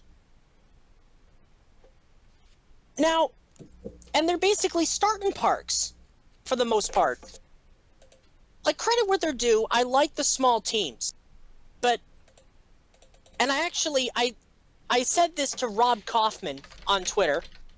And for those of you who actually know who Rob Kaufman is, Rob Kaufman, when he's not murdering LMP1 drivers at Le Mans, was actually the reason why the charter system was even implemented. When he wanted to make a profit by selling his shares of Michael Waltrip Racing. Basically, the charter system, you guys have a charter system in Australia, right? As in, people just pretty much run cars from the big teams. No, I mean like what was that thing that Gary Rogers just... Racing entitlement contract. Yes, that one. I'm not entirely sure how that works, to be honest. They're guaranteed positions, basically. These are like the small teams in the sport, like your premiums and your other Rick Ware cars and your Gaunts. Those are what we would refer to as, like, to make it a little simpler. It's basically the equivalent of the wild card program in Supercars for those in Australia. Or Oh, right, okay. basically they're the open teams, the ones that have to either qualify on time or race their way into races. The charter system guarantees 36 entries per race. Personally, and I know I'm going to get an okay boomer on this, the charter system needs to be scrapped because this is the biggest manipulation and the biggest exploitation of this rule, of this system, that I think everybody ever seen in this sport. It's disgraceful, and honestly, like, Rob Kaufman, I have to ask you, was it worth it? Was it worth guaranteeing, was it worth having the charter rules exploited like this? I think not. And mind you, oh, and also to Rob, if you're watching this, first of all, when an LMP1 car is coming up on you, don't turn down into him. You should be lucky that you didn't kill Mike Rockenfeller at Le Mans. But honestly, I was hoping for a laugh on that one. Damn it. Slightly dark, but okay, fair enough. I'm just I have a waiting. dark sense Anyway, of humor. I'm just waiting to be able to say okay, boomer. But sorry, that's a joke. I That's a think joke. personally the charter system needs to be scrapped. Guaranteed starting positions in NASCAR need to be scrapped. The field needs to go back to 43 cars per race. There needs to be concessions made so that people can actually go out there with an entry, like pay the entry fee, go out there, race, or try to qualify. And if they're fast enough, they make the race. If they don't, they load up and go home. That's all I'm saying. And honestly, the guys that manipulated the race at Homestead, at the back of the grid no less, should be ashamed of themselves. I'm sorry, but yeah, that's just wrong. Not ethical. Before we move on to our final segment of the day, I just want to say that I was nearly banned from the radio show limited listeners collective on How? Facebook for saying "okay, boomer" to someone who was annoying me. Really? Yes, I posted a meme in the Facebook group, and then somebody said clearly this person knows nothing about racing and they don't know anything about what I was talking about. So I just responded in the only way a Zoomer knows how, with "okay, boomer." Somebody then fled to this guy's defense, saying, "Can we please not have this "okay, boomer" rubbish here?" They then tagged Eve. Luckily, she didn't ban me, or didn't. I don't even think she read it. She must have just read the comments and were just like, "Nah, I can't be bothered." That sounds like Eve to me. Yeah. But anyway, I was nearly. I been banned for that, but whatever the case, I think on that note, Jack, when it comes to the Radio Show Listeners Collective, Radio Show Limited Listeners Collective, it's not like your normal meme. Yeah, I think you've both got into trouble with them before, haven't you? I don't think I have, Okay. but I get where I can't hear Chris for some reason. I'm not muted. That's weird, because we can all hear him. But... Oh, okay, now I can hear him again. Okay. Okay. Anyway, I think on that note, we should move on to our final segment of the day. And if you're ready with the jingle, it's time for. Oh no. Jingles, they exist. Okay. Got it. Okay, it's coming up soon. Yeah. Here we go. In a second. Miscellaneous stories and points that we missed, and therefore recovering no TM. Boo. Okay, done. Phew. Right, sorry. Yes, it is, of course, time for our final segment of the day. And, well, we actually start off with some sim racing news. And, of course, a lot of you who have been on this channel a lot will know that me playing Project Cars 2 is a massive component of what happens here on this YouTube channel. And, well, actually, Slightly Mad Studios, who make the Project Cars games, have actually been bought by Codemasters, who make the Formula One games. So I know you'll say, oh, Project Cars 2 is not a sim. I get it. I can't afford a PC. But anyway, that's besides the point. Well, some people are happy that, Codemasters are taking over, and we could probably have, Project Cars 3, whatever that's going to be called. I believe they were saying that it would be called Project Cars Evolution or something. But that means that we could probably have a game that's bigger than better than ever.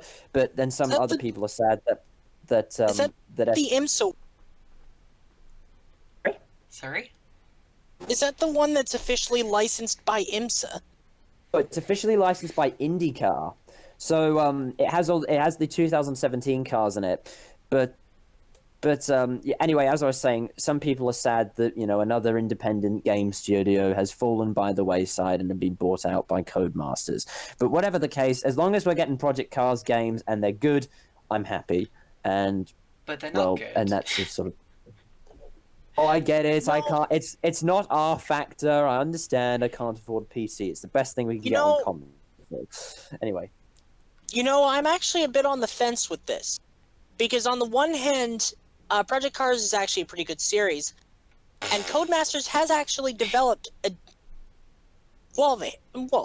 Sorry. You say that. I'm just being rude. Carry on. Now would have been a good time to say, okay, boomer. Okay, boomer. Sorry, carry on. I should say, I actually don't like the term boomer. People have, bullied me with it in the past, so yeah, but... It just felt like a good time to say it. Anyway, carry on. Yes.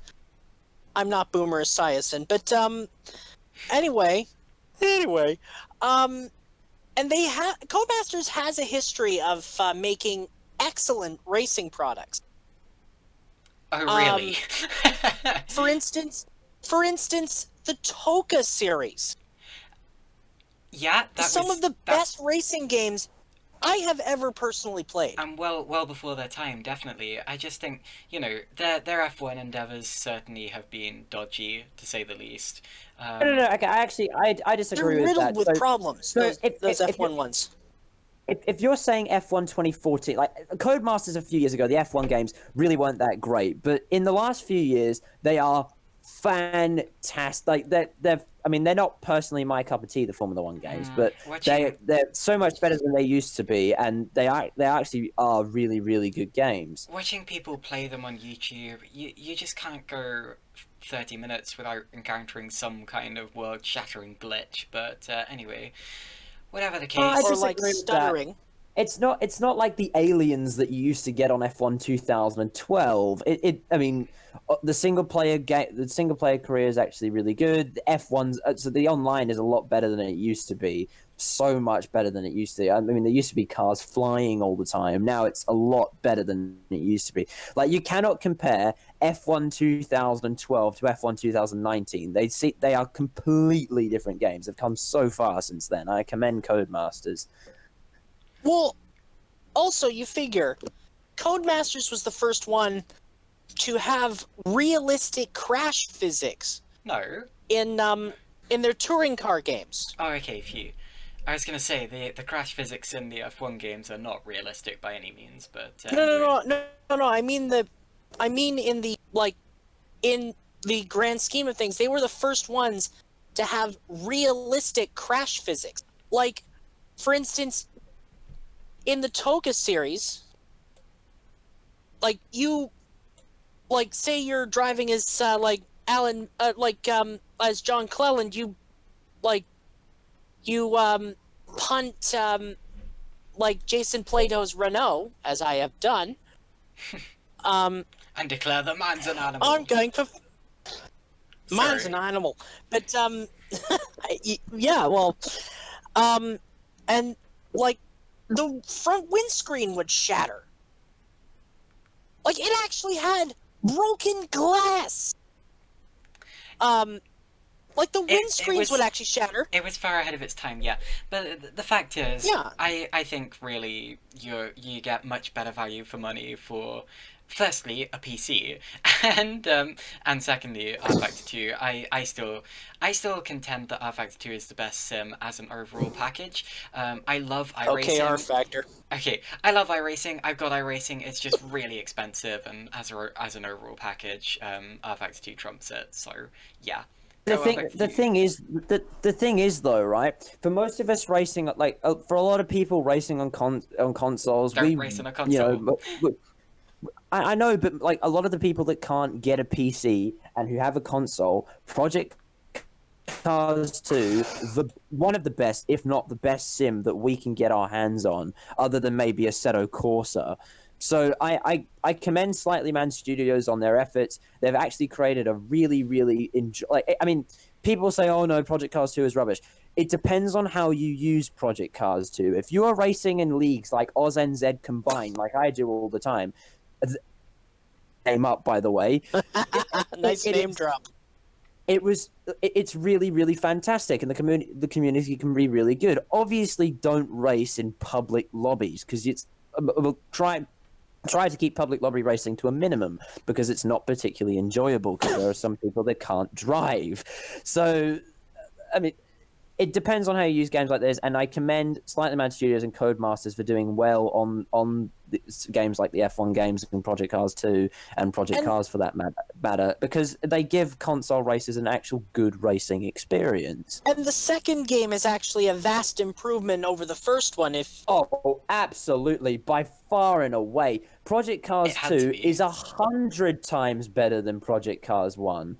It's a massive improvement, and it's sort of evidence that we can expect from these games.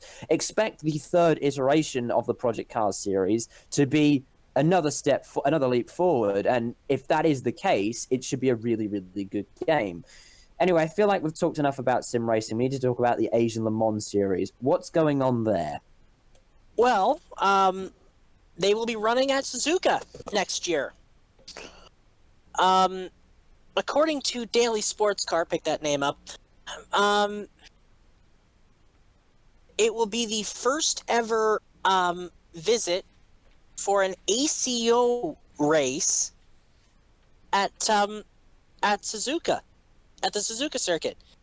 The race will be held on the 20th to 22nd of November of 2020. And it will be the opener of the season for 2020-2021.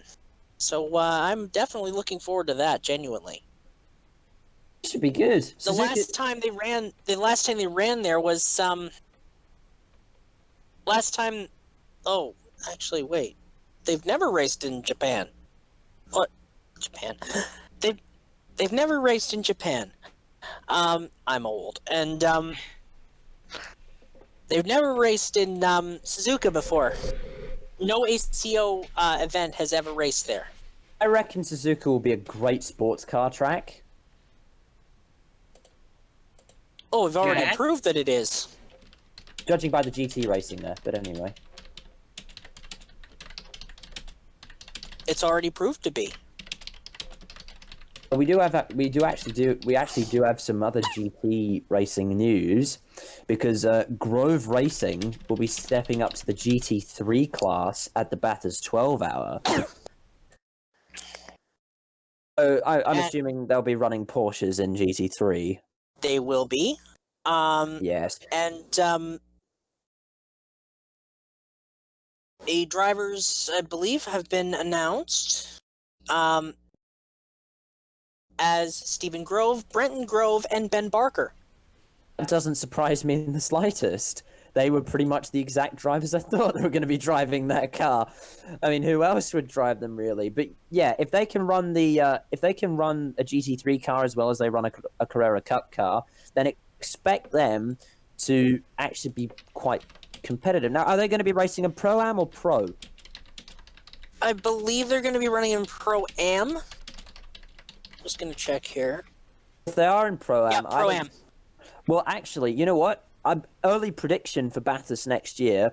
I reckon Grove Racing could actually win the Pro-Am class.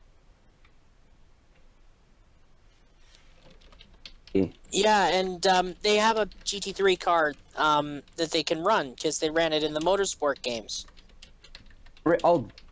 That's something that I didn't watch at all. I didn't watch any of the Motorsport games. Were they any No. good? I didn't see it either. Okay.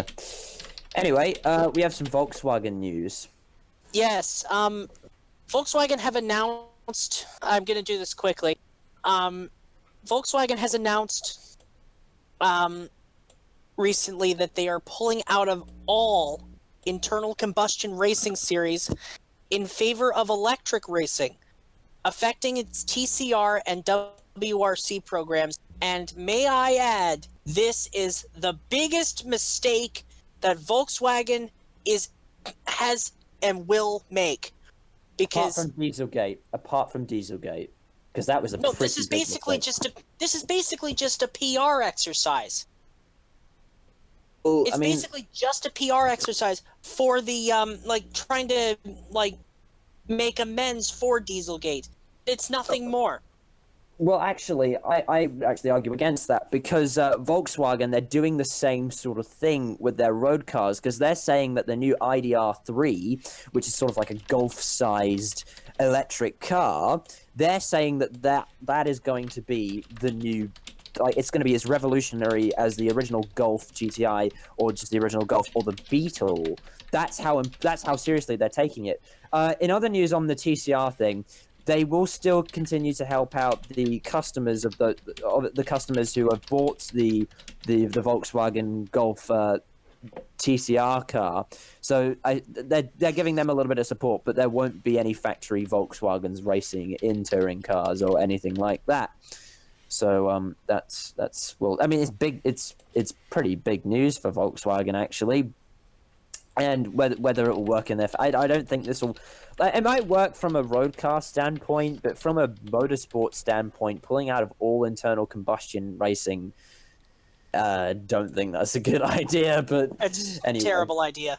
But yeah, It's a terrible and idea. also they were going to be. I seem to recall they were also going to be doing what is it?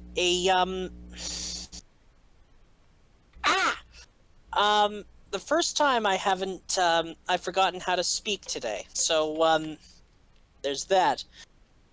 It's actually, I believe, the first time they were planning to do a Golf TCR, like for the new generation, but they decided to shelve that in favor of this rather questionable announcement. We have a question, by the way. Yes? Up Destroyer wants to know if Aston Martin have any entries for the Bathurst 12-hour. I wouldn't put it past them to have an entry for our Motorsport. Yeah, I would say the same thing. Jake Dennis and those guys. And our Motorsport, speaking of which, have actually been linked to the car for 2021-22. What's the car? The hypercar. Because I always refer to the car as the Ford car because it's a car called a car. Yes, and I want one of those actually. Sure. You want a Ford car. You want a Ford car? Okay, Yes. my granddad Why? had one of the. Because it's wonderful. My granddad had one of the, until very recently, had one of the older Ford cars. And actually, being in his back seat as he was going along like country roads and stuff was just thrilling. It felt like it was trying to like throw me out and fling me away. Oh, it was amazing. We are talking about the same Ford car, spelt K-A. Yep, that one. Yes. My granddad was basically a rally driver, so. You know what? I'm not gonna question Chris's questionable taste Did you in do- cars because we should Impeccable, but it's we should talk impeccable. about Mahavir. We need to talk about Mahavir Raghunathan. Ah, yes, the chosen one.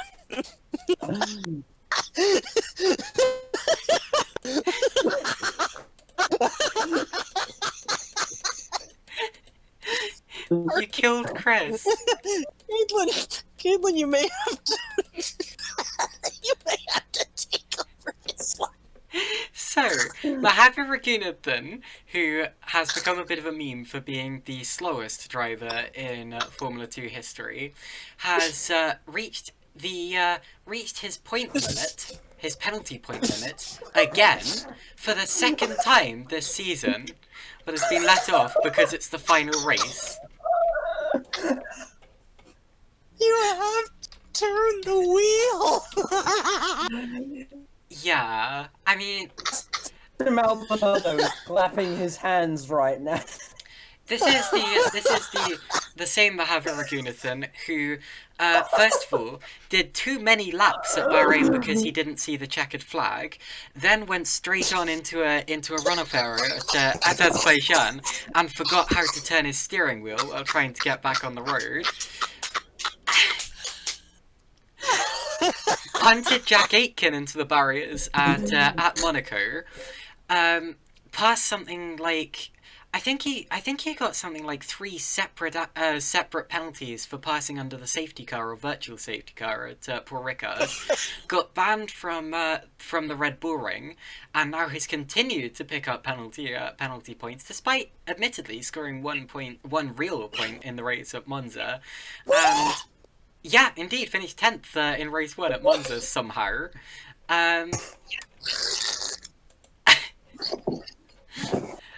But anyway, he has lived up to his meme reputation, and I am so sorry to him because he is never going to live this down. But yeah, that's yeah. Crying. So I don't anyway, think Chris is into the next little stint. Actually, do you I'd want like to. Yeah, you do that.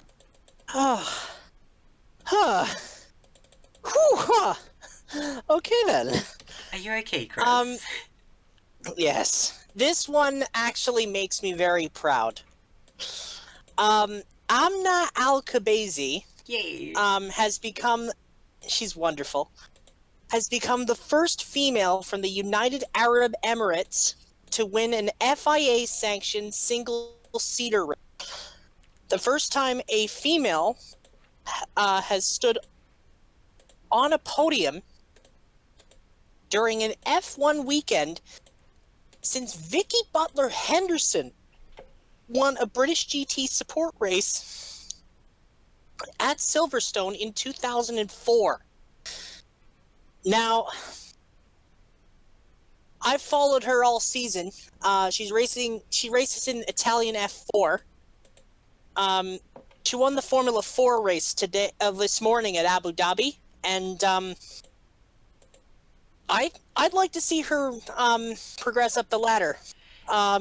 Exactly. You know, I normally don't like it when people make a big deal out of, oh, you know, this person did well and they're female. Like, I normally don't like people making a big deal out of that, but on this occasion, because driving as a female was banned in Abu Dhabi and in the whole of the United Arab Emirates until about, I think it was last year, wasn't it? Or the year before, at least. 2017, I think, was the ban was lifted. She has had to overcome so much opposition, you know, more so than any other female in racing, or maybe even sports as a whole. And for her to win a race only a couple of years after actually being allowed to drive a car for the first time, just wow, you know, that wow. Is she also the first? Is she also the first female to win a single-seater race since Desiree Wilson? I think she's in 1979. I think she might well be actually. Did you say the first female to win? Well, female to win a single season race. Well, no, this is the W Series. I was going to say, apart from W Series, actually no, because Danica Patrick won Motegi in 2008 in Indycar. No. What I mean is like an FIA sanctioned. Oh, okay. That was my fault. It's okay. I believe she may be actually. Apart from W Series, obviously. Can't confirm, but I think she may be indeed. I should say though, I think she's actually the I'm pretty sure she's the first. Well, yeah, she would be the first Arab female racing driver ever. So yeah. And her father's actually a pretty good little driver as well. I mean, because her father, of course, yeah. is Khalid Al Kabazi. I wouldn't say he's particularly talented, but he is a racing driver. He's a decent shoe. He's won Dubai a few times. He's never impressed me, but anyway. Anyway, we have one just final little story for the day before we wrap up, because this is probably the longest episode ever. It is. Mind you, we did have a lot to talk about. We did have a lot to get through, so I hope we haven't bored you too much. Ending on to good news. And by the way, Spike Destroy says good on Amna for winning that race. Sure. We made 500 followers on Instagram. Congrats, Jack! Finally. Yay! We made 500 followers, and on that note, it is time to end. Thank you so much for tuning in. My name is Jack McKenzie, and joining me on the mic debate today has been the wonderful Chris Whitfield and Caitlin Penny commentary. And Jack, since this is probably the only time I'll ever be able to say this, let me just say, for me, this episode started last month. oh my god. Yes! I mean, okay, that's a cheap joke, but it's true, so... Happy New Month! Thank you. Should all acquaintance be forgotten? You're a month too soon to say. I think that's how we know we need it. Sorry. That too. Yep. I think that's how we know we have to end. So like, subscribe, and we'll see you in the next video. Goodbye. Ta-ta. Ta-ra.